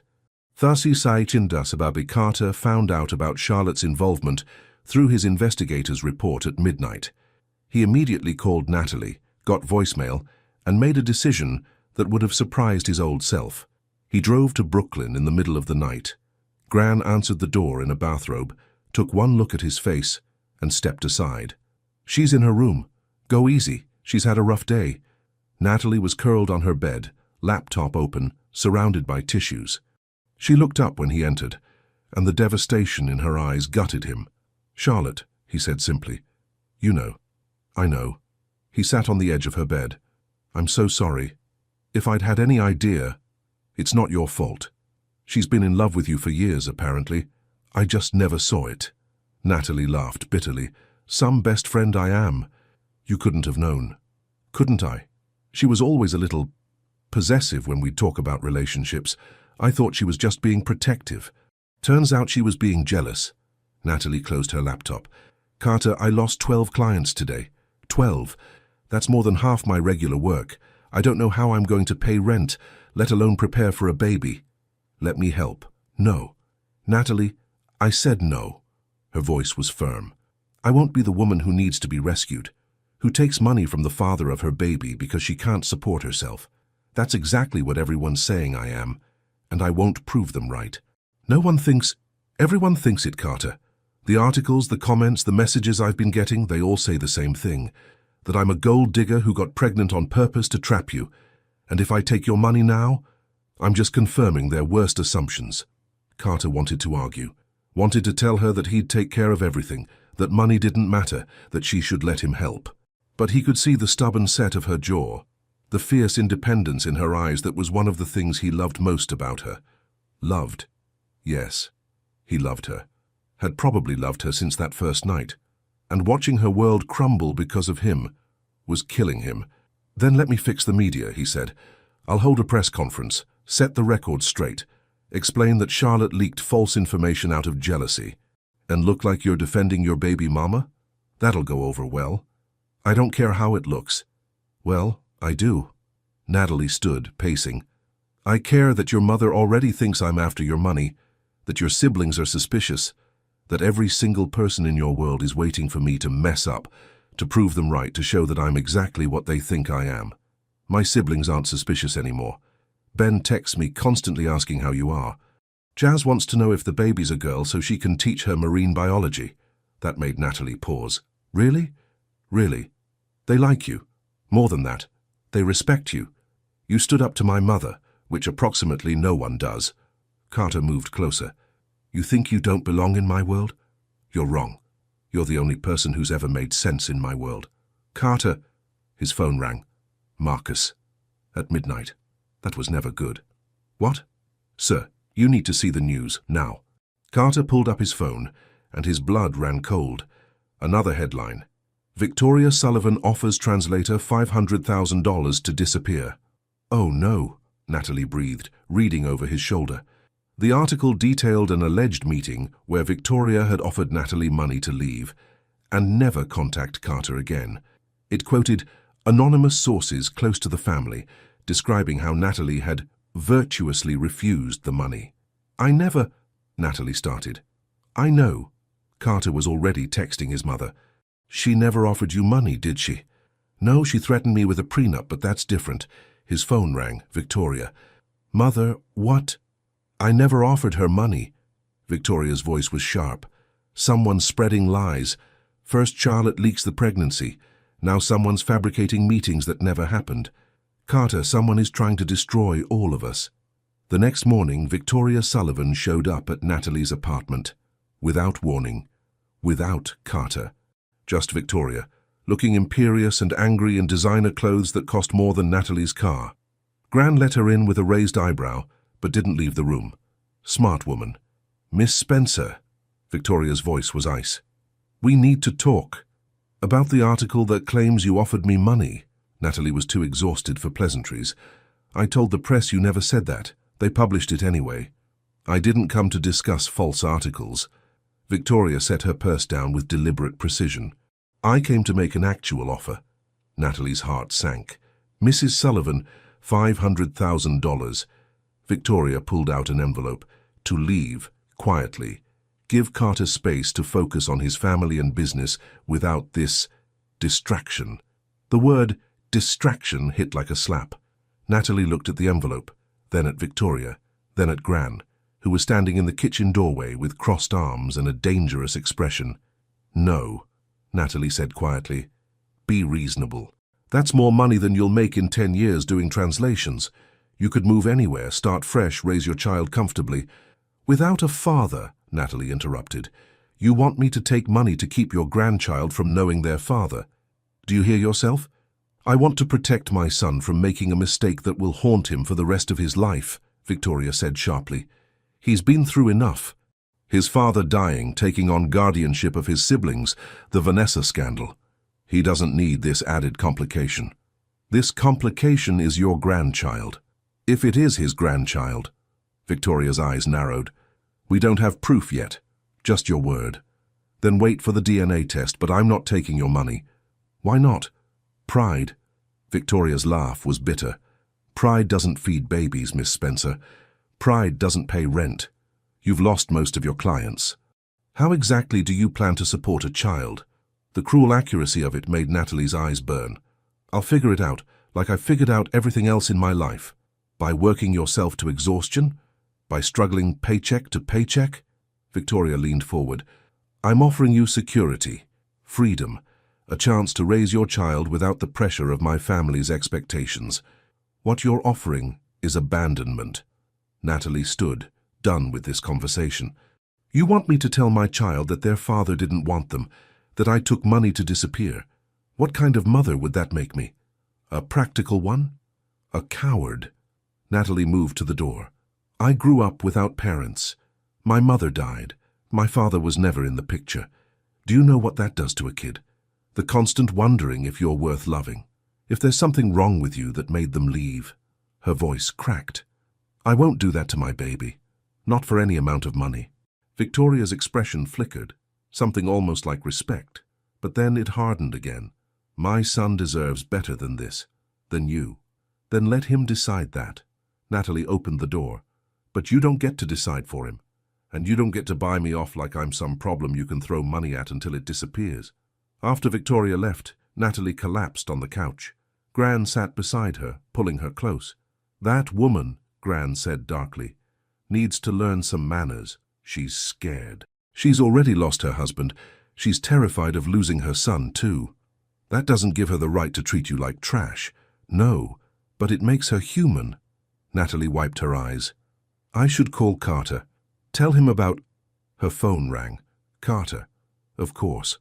My mother just left, didn't she? He said without preamble. How did you know? Because she just called me, furious that you refused her money. Natalie, I'm so sorry. I had no idea she was planning... It's fine. It's not fine. She had no right to... Carter, stop. Natalie's exhaustion bled through. Your mother is protective. I get it. But I'm tired of fighting. Tired of defending myself. Tired of proving I'm not some opportunist when all I wanted was to tell you about our baby. I know, and I'm going to fix this. How? You can't control what people think. Can't force your family to accept me. Can't wave a magic wand and make this situation less complicated. I can try. Maybe that's the problem. Maybe we're both trying too hard. Natalie closed her eyes. Maybe your mother's right. Maybe I don't belong in your world. Don't say that. Why not? It's true. I'm a translator from Brooklyn. You're a billionaire CEO. Your mother offers me money to disappear. The press calls me a gold digger. My best friend betrayed me out of jealousy. What kind of life is that for a kid? A life with parents who love them. That's what matters. Is it? Natalie's voice broke. Because right now it feels like loving you is the worst decision I've ever made. The silence on the other end was deafening. You love me. Carter's voice came out raw. Damn it. She hadn't meant to say that. I have to go. Natalie, wait. She hung up, dropped the phone like it was burning her, and tried to ignore the way her heart was racing. The DNA results came back 3 days later. Carter was at Natalie's apartment within an hour, envelope in hand, Benjamin and Jasmine trailing behind him. What are they doing here? Natalie asked, looking at the teenagers. We want to be here, Benjamin said, when you open it. As a family, Jasmine added, then paused. If that's okay. Despite everything, Natalie's chest warmed. It's okay. They gathered in the tiny living room. Carter, Natalie, Gran, Benjamin, and Jasmine. Carter held the envelope like it contained explosives. Whatever it says, he began. I want you to know... Just open it, Natalie interrupted. Please. He did. Read the paper, read it again. Then looked up at Natalie with eyes that shimmered. Positive. 99.9% probability. His voice cracked. It's mine. The baby's mine. The relief was overwhelming. Natalie had known. Of course she'd known. But having proof felt like vindication. Like finally, someone would believe her. Congratulations, she said softly. You're going to be a father. We're going to be parents, Carter corrected. He looked at his siblings. You're going to be uncle and aunt, Benjamin whooped. Jasmine grinned. And then they were all hugging this strange makeshift family in her tiny Brooklyn apartment. When Carter pulled back, there was determination in his eyes. I need to show you something. He pulled out his phone, opened a file, and handed it to Natalie. This is the complete investigation report. I want you to read it. All of it. Carter, please. I need you to see what I saw, what made me realize... Natalie took the phone, started reading, and with each line, felt something shift inside her. It wasn't just facts about her life. It was her kindness captured in character references from clients who called her unfailingly professional and warm. Her struggles detailed in rental payment histories that showed she was never late, despite tight finances. Her relationship with Gran described by neighbors as devoted. Her friendship with Charlotte documented through years of social media posts showing genuine affection. And at the end, a note from Carter. Subject displays consistent pattern of honesty, integrity, and fierce independence. No evidence of deceptive intent. Conclusion: Natalie Spencer is exactly who she appears to be, a good person doing her best in difficult circumstances. "You wrote this," she said, looking up. "I wrote that conclusion, yes, after reading everything. After realizing I'd been an idiot to doubt you even for a second." Carter knelt in front of her. "Natalie, I'm sorry. For the investigation, for my mother, for every moment you felt like you had to prove yourself. You never should have had to prove anything. I should have just believed you. You were protecting your family. I was protecting myself from being hurt again, from being vulnerable." He took her hands. "But you know what? Being hurt is worth it if it means having you in my life. Being vulnerable is worth it if it means being with you. Carter, I love you." The words tumbled out, desperate and honest. "I've loved you since that first night. Maybe before that. Maybe from the first moment I saw you across that ballroom, looking like you wanted to be anywhere else. I love your strength and your stubbornness and the way you stand up to my mother. I love that you refused her money, even though you needed it. I love that you're terrified, but doing this anyway." Natalie's vision blurred. "I'm so scared." "I know, me too." He pressed his forehead to hers. "But I'm more scared of losing you, of our child growing up without both of us together, of living the rest of my life wondering what if it doesn't work, what if we're too different. Then we figure it out, together." He cupped her face. "But I need you to tell me right now, do you love me? Because you said it on the phone, and then you ran, and I need to know if you meant it." Natalie looked at this man, brilliant, damaged, trying so hard, and felt the last of her walls crumble. "I love you. God help me. I love you so much it terrifies me." The kiss was inevitable, desperate, full of 2 months of longing and fear, and finally letting themselves feel it. Carter's hands tangled in her hair. Natalie's fingers gripped his shirt. The world narrowed to just this, his mouth on hers, his breath mixing with hers, 2 broken people finding something whole in each other. When they finally broke apart, Benjamin was covering Jasmine's eyes. "Gross," Jasmine said, but she was smiling. "Necessary," Carter corrected. He stood, pulling Natalie up with him. "I need to fix this.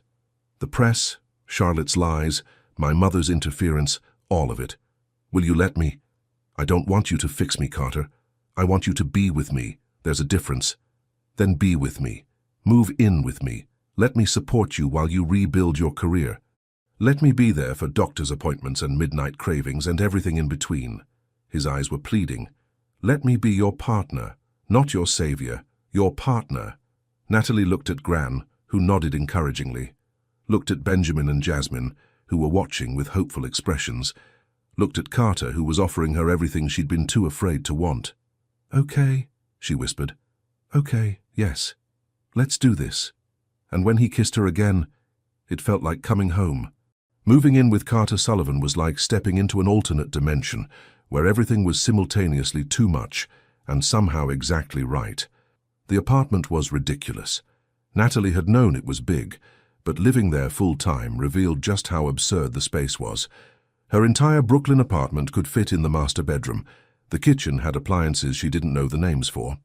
The closet in the guest room, now officially her room, though she hadn't actually slept there yet, was larger than her old bedroom. "This is insane," she told Carter on her 3rd morning there, staring at the espresso machine that looked like it required an engineering degree to operate. "Who needs a coffee maker that costs more than a car?" "Someone who drinks a lot of coffee," Carter said, appearing behind her and reaching around to press a series of buttons. The machine whirred to life. "Also, it makes excellent hot chocolate, which you like." "I like the hot chocolate from the bodega down the street." This is better. Trust me. He handed her a mug topped with perfect foam. Try it. She did. It was annoyingly delicious. I hate that you're right. Get used to it. I'm right about most things. And so humble too. He grinned, that boyish grin that made him look years younger and did stupid things to her heart rate. They were still figuring out this whole living together thing, still navigating the weird space between parents of the same baby and actually dating, still tripping over the intensity of feelings neither of them quite knew how to handle. The night before, they'd fallen asleep on the couch watching a documentary about coral reefs, Jasmine's recommendation. Natalie had woken up with her head on Carter's chest, his arm around her, both of them covered by a blanket she didn't remember getting. He'd been awake, running his fingers through her hair with such gentleness it made her throat tight. "How long have you been awake?" she'd whispered. "Hour or so. Didn't want to move. You looked peaceful." Now, in the morning light, they moved around each other with careful choreography, not quite touching, always aware of where the other was. The attraction was a living thing between them, crackling and urgent and terrifying. Carter's phone buzzed. He glanced at it and groaned. "My mother wants to have dinner tonight with you." "Pass. I tried that. She said if you don't come willingly, she'll show up here and drag you herself." Natalie set down her mug. "Your mother is exhausting. Tell me about it. I've lived with her for 19 years. He hesitated. "She's trying, you know, in her own dysfunctional way." "Trying to what? Make my life miserable?" "Trying to accept that her son is having a baby with someone she can't control or intimidate." Carter moved closer. "She's scared, Natalie. Scared of losing me. Scared I'll get hurt again. Scared this baby will change everything. This baby will change everything. I know, and she knows. But she's Victoria Sullivan. Admitting fear would require vulnerability, which she's allergic to." Despite herself, Natalie smiled. "Fine. Dinner. But if she offers me money again, I'm throwing my drink at her." "That's fair. I'll alert the restaurant." The dinner was at an exclusive French restaurant that made Natalie feel underdressed, despite the designer maternity dress Carter had insisted on buying. Victoria was already seated, looking imperial in pearls and judgment. "Miss Spencer." Victoria's greeting was coolly polite. Progress, maybe. "Mrs. Sullivan." Natalie sat, Carter's hand warm on her lower back. They ordered, made small talk, discussed the weather with the kind of forced politeness usually reserved for hostage negotiations. And then, halfway through the appetizers, Victoria said, "I was wrong." Natalie nearly choked on her water. "I'm sorry, what?" "I said I was wrong." Victoria set down her fork with precision. "About you, about your intentions, about everything." Carter looked as shocked as Natalie felt. "Mom, let me finish." Victoria's voice was sharp. "I investigated you, offered you money, questioned your integrity, and you responded with dignity and grace I didn't deserve. You refused a fortune to keep my grandchild from their father. That's—" She paused, something like emotion flickering across her face. "That's the kind of mother I hope you'll be." The sincerity in her voice made Natalie's eyes burn. "Mrs. Sullivan, Victoria, please." She reached across the table, an awkward gesture that looked unpracticed. "I lost my husband 3 months ago.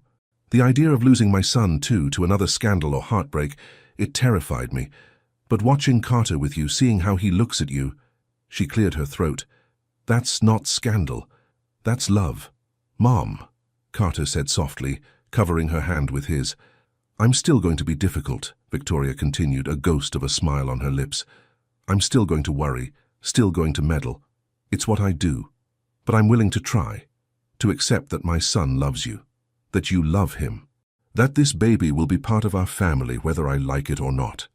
"And do you like it?" Natalie asked quietly. Victoria looked at her, really looked at her, for a long moment. I like that my grandchild will have a mother who fights for them. I like that you stood up to me when most people are too intimidated to try." She squeezed Natalie's hand briefly before pulling back. "So yes, I suppose I like it." The rest of dinner was easier. Victoria asked about the pregnancy with genuine interest, shared embarrassing stories about Carter as a child, even laughed when Natalie recounted the ginger tea incident at 3 a.m. Walking back to the car, Carter pulled Natalie against his side. That was unexpected. Your mother apologizing. Yeah, I thought hell would freeze over first. She likes you. She tolerates me. Trust me. For my mother, that's the same thing. He stopped, turning to face her in the parking garage's dim light. Thank you for trying with her, for trying with all of them. They're your family. Soon they'll be our baby's family too. And yours. They're your family too. His hands came up to cup her face. You're not alone in this, Natalie. Not anymore. The kiss was soft, sweet, different from the desperate ones before.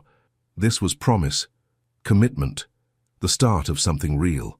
When they broke apart, Natalie was smiling. Take me home. Home, Carter repeated, like he was testing the word. I like how that sounds. So do I. Back at the apartment, they ended up on the couch again, Natalie's new favorite place, apparently. Carter had one hand resting on her small baby bump, his thumb drawing absent circles. Can you feel anything yet? He asked. Sometimes I think I can, but the doctor said it's too early. Still, it's in there, growing. His expression was full of wonder. We made a person. We made a person, Natalie agreed. Her person who's going to have your stubbornness and my tendency to overthink everything. We're doomed. Or blessed. Depending on perspective. She turned to look at him. Are you scared? Terrified? You? Absolutely. She laced her fingers through his. But less scared when you're here. Then I'll be here, always. He kissed her forehead, her temple, the corner of her mouth. I'm not going anywhere, Natalie Spencer. You're stuck with me. Good. Because I'm terrible at building cribs and I'll definitely need help with that. He laughed, and the sound filled something hollow inside her chest. These quiet moments of domesticity and laughter and gentle affection, this was what she'd been missing, what she'd been too scared to want. Her phone buzzed. Charlotte's name flashed on the screen. The third call this week. Natalie declined it without answering. You're going to have to talk to her eventually, Carter said gently. Why? She betrayed me. Because forgiveness isn't for her, it's for you. He kissed her hair. But only when you're ready. No rush. Natalie snuggled deeper into his embrace, letting his warmth chase away the lingering hurt. Tomorrow she'd think about Charlotte, about rebuilding her career, about the logistics of preparing for a baby. Tomorrow she'd be practical. Tonight, she just wanted to be here, in Carter's arms, in their home, building their future one quiet moment at a time. At 16 weeks, Natalie's body started doing things she hadn't anticipated, like suddenly craving pickles dipped in peanut butter at 2 a.m., or crying at a commercial about laundry detergent, or developing an irrational hatred of the color yellow. It's everywhere, she complained to Carter, who was trying very hard not to laugh. Yellow traffic lights, yellow taxis, that yellow throw pillow. Why do you even have that? I don't know. My decorator chose it? Fire them. I can't live with yellow. Noted. No yellow. Got it. He was definitely fighting a smile now. You think this is funny? I think you're adorable. I'm hormonal and irrational. That's not adorable. Disagree. Very adorable. He kissed the top of her head. Want me to get rid of the pillow? Please. Before I commit pillow murder. He removed the offending cushion with exaggerated solemnity, and Natalie felt simultaneously ridiculous and grateful. This was their new normal, Carter catering to her increasingly bizarre pregnancy demands while she tried not to feel like a burden. She'd started working again, slowly. Carter had helped clear her name through a carefully orchestrated press conference where he'd been devastatingly honest about their situation. The scandal had died down. Clients were cautiously returning. Life was finding a rhythm. Benjamin had taken to texting her terrible memes about pregnancy. Jasmine sent her marine biology facts for the baby's education. Even Victoria called once a week to ask how she was feeling, which was progress wrapped in slightly judgy concern. And Carter was everywhere, attentive without smothering, supportive without controlling. He'd even started reading pregnancy books, which led to him spouting facts at random moments. Did you know the baby can hear voices now? He'd announced that morning over breakfast. I did know that, yes. So if I talk to your stomach, they can hear me? Theoretically. He'd immediately crouched down and started having a one-sided conversation with her belly about quarterly reports and stock prices. Natalie had laughed so hard she'd nearly spilled her juice. Now 3 days later she was attempting to cook dinner, attempting being the key word. Gran had insisted she learn to make her famous Portuguese chicken stew, and Natalie was discovering she had exactly zero talent for cooking. "This doesn't look right," she muttered, staring at the pot. Carter appeared beside her, peering over her shoulder. "Is it supposed to be that color?" "I don't think so. Maybe I added too much paprika?" "How much did the recipe call for?" 2 teaspoons. "And you added?" 2 tablespoons, but that's basically the same thing." "Natalie!" "No, that's not—" He started laughing. "That's like 6 times the amount." "Well, the recipe should be clearer." "The recipe is very clear. So you just can't measure." She turned to glare at him and found him looking at her with such affection it stole her breath. "What?" "You're standing in my kitchen covered in paprika, arguing about measurements while attempting to make Portuguese chicken stew. And I've never been happier." The honesty in his voice made her throat tight. "You're weird." "Probably. But I'm your weird." He pulled her close, careful of her growing belly. "Dance with me." "There's no music." "So?" But he pulled out his phone anyway, pulling up a playlist. Something soft and old started playing. Frank Sinatra, she thought. They swayed together in the kitchen, the failed stew forgotten. Carter's hand splayed across her lower back, warm and possessive. His other hand cradled hers against his chest. She could feel his heartbeat, steady, sure, real. "I love you," he murmured against her hair. "I love you too, even though you mocked my cooking." "I wasn't mocking. I was observing with great fondness." "Liar." He spun her gently and she laughed, actually laughed, bright and surprised. When had she become this person? This woman who danced in kitchens and laughed at cooking disasters and felt safe enough to be loved. And then, "Oh!" Natalie stopped moving, one hand flying to her stomach. Carter froze. "What? What's wrong?" "Nothing. I just—" She grabbed his hand, pressing it against her belly. "Wait. Stay still." They stood there, barely breathing, waiting, and then there a flutter, soft like butterfly wings but unmistakable. Carter's eyes went wide. "Was that the baby?" Natalie's voice cracked. "The baby's moving." His expression transformed, shock melting into wonder, wonder bleeding into something so profound it didn't have a name. He dropped to his knees, hands cradling her belly with reverent gentleness. "Hey there, little one," he whispered. "That's quite the kick. You're going to be a soccer player, aren't you?" Another flutter like the baby was responding. Carter laughed, a sound of pure joy, and pressed his forehead against her stomach. "I'm your dad," he said softly, "and I already love you more than I thought possible. You and your mum, you're my whole world." Natalie's tears fell freely now, one hand tangled in Carter's hair, the other still resting on her belly. This moment, this perfect, impossible moment, felt like the answer to prayers she hadn't known how to pray. Carter looked up at her, and the emotion in his eyes was overwhelming. "Thank you." "For what?" "For this. For them. For trusting me enough to try." He stood, pulling her close. "For loving me even when I was an idiot." "You're still an idiot sometimes." "True, but I'm your idiot." He kissed her softly, sweetly. "And I'm going to spend the rest of my life making sure you never regret choosing me." The baby kicked again, and they both felt it, a reminder of the tiny life they'd created, the future they were building together. "We should order pizza," Natalie said eventually, eyeing the ruined stew. "Good call, the chicken stew is definitely dead."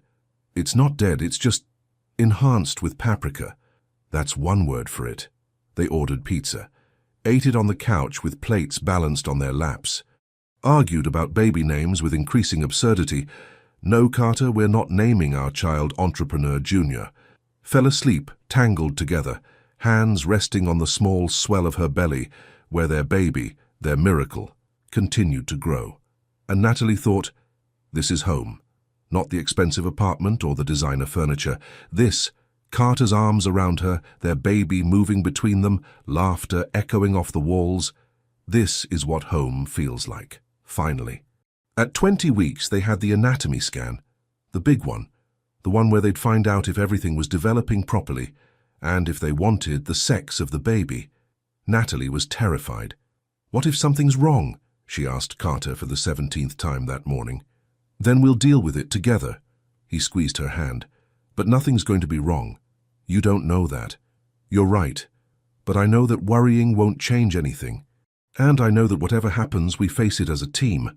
The ultrasound technician was cheerful and efficient, squirting gel on Natalie's now prominent belly and pressing the wand against her skin. The screen flickered to life, and suddenly there was their baby. So much bigger than before, so much more real. There's the head, the technician narrated. Arms, legs, spine looking good.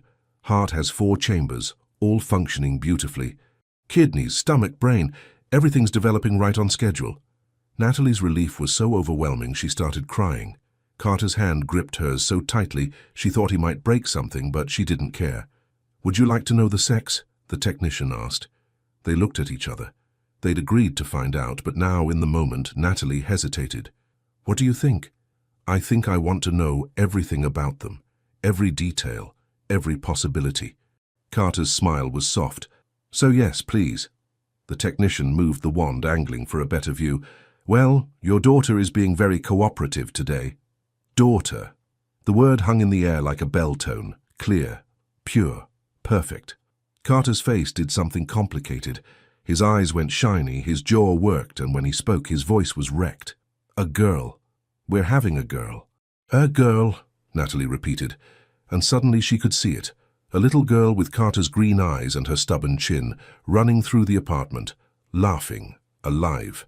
They left the hospital in a daze, ultrasound photos clutched in Carter's hand, like precious artifacts. In the car, he kept looking at them, shaking his head in wonder. "A daughter," he said again. "I'm going to have a daughter." "You already have a daughter. Jasmine. I'm her guardian. It's different." He looked at Natalie. "This is my child. Mine and yours, a whole person we created."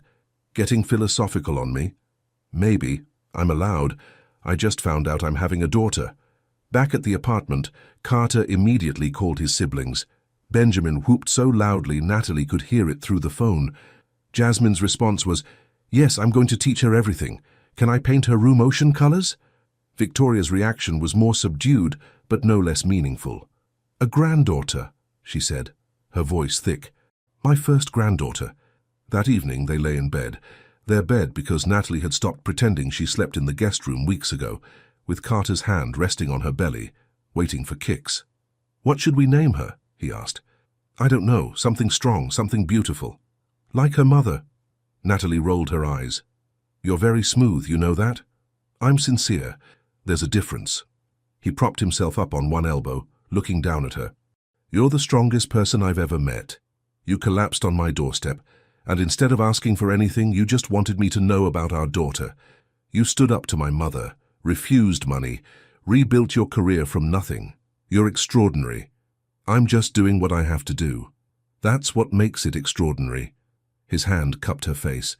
"Most people crumble under pressure. You sharpen. You get fiercer, more determined." "Carter, I'm not finished." His thumb brushed her cheek. "I want to marry you. Not because of the baby, not because it's the right thing to do, because I love you, because I want to wake up next to you every morning for the rest of my life, because the thought of not being yours makes me want to set things on fire." Her breath caught. "That's not a proposal." "I know. When I propose, it'll be better than this. More planned, more romantic." He leaned down, his lips a whisper from hers. "But I needed you to know that this isn't obligation. It's choice. Every day I choose you." The kiss was different from all the others, slower, deeper, full of promise and heat, and finally, no more hesitation. His mouth moved over hers with devastating thoroughness, learning every curve, every sigh, every shiver. When they broke apart, they were both breathing hard. "Carter," Natalie whispered, "Tell me. Whatever you want, it's yours. You. I want you." Her hands fisted in his shirt. "All of you. No more holding back. No more being careful, just us." Something blazed in his eyes. Need, love, barely restrained desire. "Are you sure? The baby—" "The doctor said it's safe. And I'm sure. I've been sure for weeks. I'm just tired of waiting." Then we stop waiting. He kissed her again, and this time there was nothing gentle about it. This was hunger unleashed, control shattered, every wall between them finally crumbling. He undressed her slowly, reverently, his mouth following the path of his hands. Every touch was worship, every kiss was devotion. When he reached her belly, he paused, pressing his lips against the swell where their daughter grew. "I love you," he whispered to the baby. "Both of you, more than anything." Then he looked up at Natalie, and the intensity in his gaze stole her breath. "You're sure?" "I've never been more sure of anything." What followed was transcendent. Carter touched her like she was made of starlight, careful but not timid, passionate but not rough. He learned her body with the same focus he applied to everything, paying attention to every gasp, every arch, every whispered yes. When they finally came together, it was like coming home, like finding the missing piece she hadn't known was gone. His forehead pressed against hers, their breath mingling, and Natalie felt something in her chest crack open, not breaking, but blooming. "I love you," he breathed against her lips. "God, Natalie, I love you." "Show me," she whispered back. "Show me again." So he did, over and over, until they were both trembling and sated and tangled so completely she couldn't tell where she ended, and he began. Afterward, wrapped in his arms with their daughter moving gently between them, Natalie felt peace settle into her bones. This was right. This was real. This was everything she'd been too afraid to dream of. "No regrets?" Carter asked softly, his hand drawing lazy circles on her hip. "Not even one." She turned to look at him. "You? Only that we didn't do this sooner." He kissed her shoulder. "I love you, Natalie Spencer. You and our daughter. My whole world. I love you too." She laced her fingers through his. "My whole everything." They fell asleep like that, wrapped around each other, their daughter moving between them. Finally whole. At 37 weeks, Natalie was officially done with pregnancy. "I'm a whale," she announced, struggling to get off the couch. "A beached, miserable whale who can't see her own feet." Carter bit back a smile. He'd learned that laughing at pregnant Natalie was grounds for pillow-related violence. "You're beautiful." "I'm enormous." "There's a difference." "Beautifully enormous?" "Carter Sullivan, I swear to God." He pulled her up easily, dropping a kiss on her forehead. "You're the most beautiful whale I've ever seen." "Better?" "Marginally." But she was smiling now. "The doctor said she could come any day now." "I know. I've had the hospital bag packed for 2 weeks, and repacked it 4 times. Because you keep taking things out. I don't need 3 different going-home outfits for the baby. 1 is fine. What if she spits up on the first one?" Natalie looked at him, this brilliant, powerful man who was currently freaking out about baby spit-up, and felt her heart overflow. "You're going to be such a good dad." "I'm going to try." His hand found her belly, feeling for kicks. Their daughter was active today, apparently practicing gymnastics. "Think she'll come soon?" "I hope so. I'm ready to not be pregnant anymore." "You sure? You'll miss complaining about your swollen ankles." "I'll find other things to complain about, like your snoring." "I don't snore." "You absolutely snore. It's like sharing a bed with a chainsaw." He was about to respond when the doorbell rang. Carter frowned. They weren't expecting anyone. Marcus appeared with a tablet, showing security footage. Charlotte stood at the door, looking nervous and determined. Natalie's stomach clenched. She'd been avoiding this for months, ignoring calls, deleting voicemails, pretending her former best friend didn't exist. But seeing her there, looking small and regretful, "I'll send her away," Carter said immediately. "No." Natalie took a breath. "Let her up." "Are you sure?" "No. But I'm tired of running from hard conversations." When Charlotte entered, the awkwardness was suffocating. She looked thinner, older somehow, tired in a way that had nothing to do with physical exhaustion. "Thank you for seeing me," she said quietly. Natalie gestured to a chair. "You have 5 minutes." Charlotte sat, clutching her purse like a lifeline. "I know I don't deserve your forgiveness. What I did was unforgivable.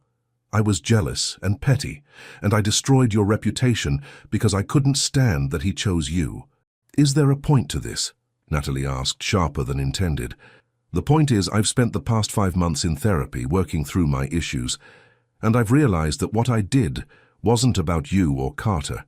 It was about me feeling like I wasn't enough, like if I couldn't have what I wanted, no one should."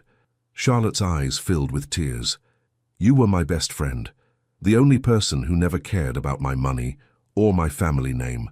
And I threw that away because I was too immature to handle rejection. You didn't just throw away our friendship, Charlotte. You tried to destroy my life. I know, and I can't fix that, can't undo it. Charlotte pulled out an envelope. But I can try to make it right. I've spent the past 3 months contacting every client you lost, every publication that printed those lies, told them the truth, that I fabricated stories out of jealousy, that you were innocent. Natalie took the envelope, opened it. Inside were letters, apologies from clients, retractions from websites, even a formal statement Charlotte had given to the press, taking full responsibility.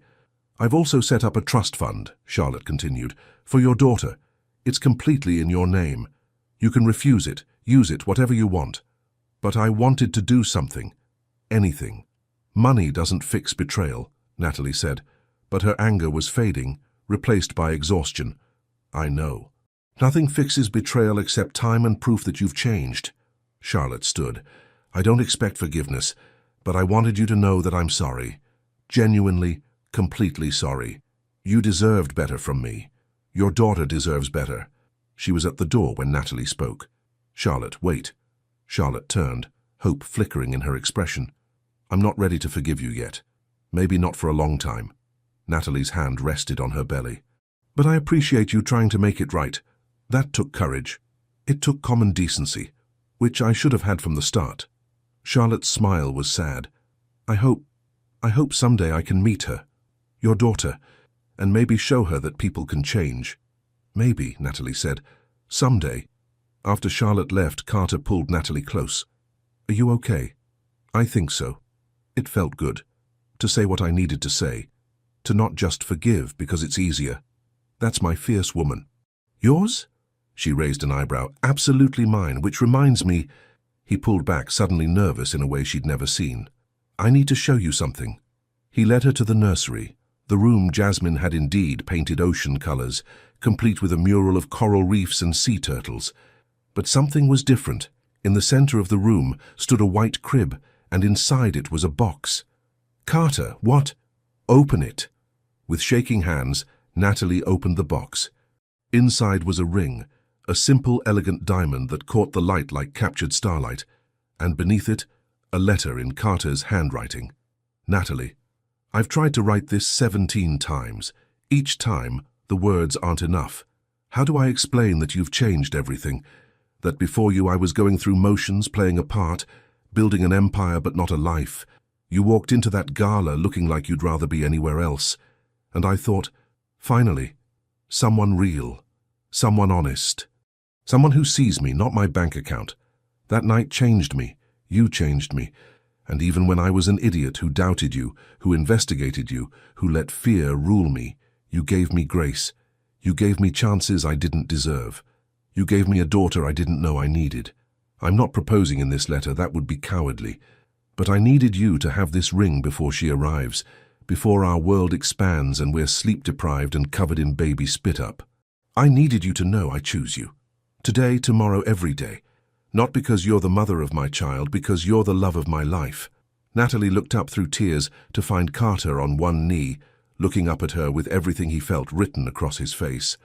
Natalie Marie Spencer, he said, his voice steady despite the emotion in his eyes.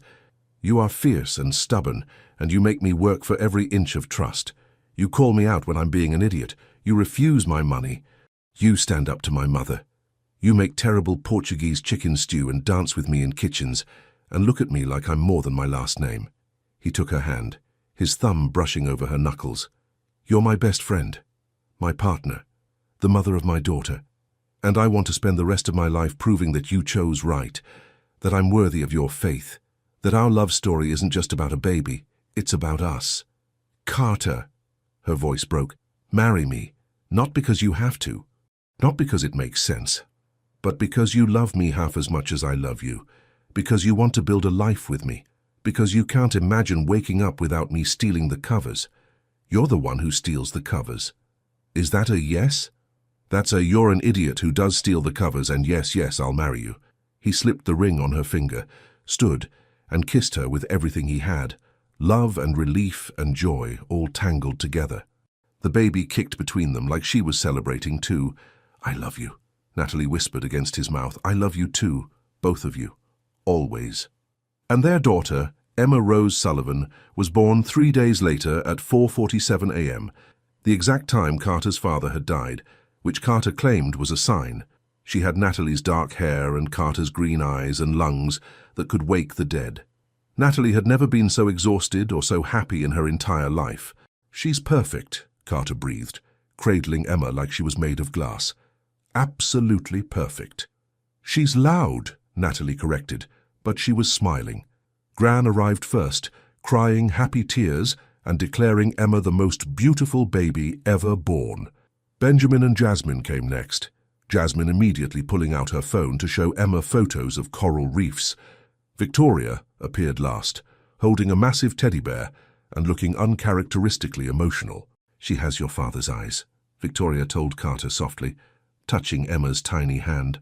"And Mum's spirit, probably. We're in trouble." Victoria laughed, actually laughed, and kissed her granddaughter's forehead. "Welcome to the family, little one. We're complicated, but we're yours." That evening, when everyone had finally left and Emma was asleep in her bassinet, Carter and Natalie lay in the hospital bed together, exhausted and happy. "We did it," Natalie whispered. "We made a person."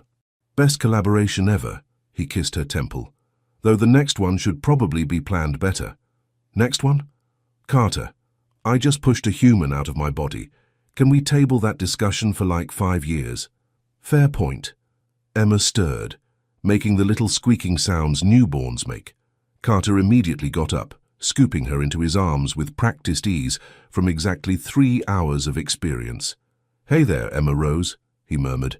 "Having trouble sleeping?" "Yeah, me too. There's too much to think about. Like how you're the most beautiful thing I've ever seen, how your mom is a superhero, how we're going to teach you to be fierce and kind and exactly yourself." Natalie watched them, her daughter and her fiancé, and felt something settle into place. This was her family. Complicated, unexpected, absolutely perfect. "I love you," she said softly. Carter looked over, Emma cradled against his chest. "Both of us?" "All of us. This whole messy, beautiful family we've built. Best mess I've ever made." He came back to bed, settling Emma between them. "Our family." And as the sun rose over the city, painting the hospital room in gold, Natalie looked at her fiancé and her daughter and thought, "This is it. This is the happily ever after I was too scared to want. This is home." Fim da narrativa. Leave your comment and share this story with someone special. It truly helps us keep bringing new stories to you. And if you want to follow every chapter of this emotional journey, subscribe to the channel and turn on the notification bell. Your support makes all the difference.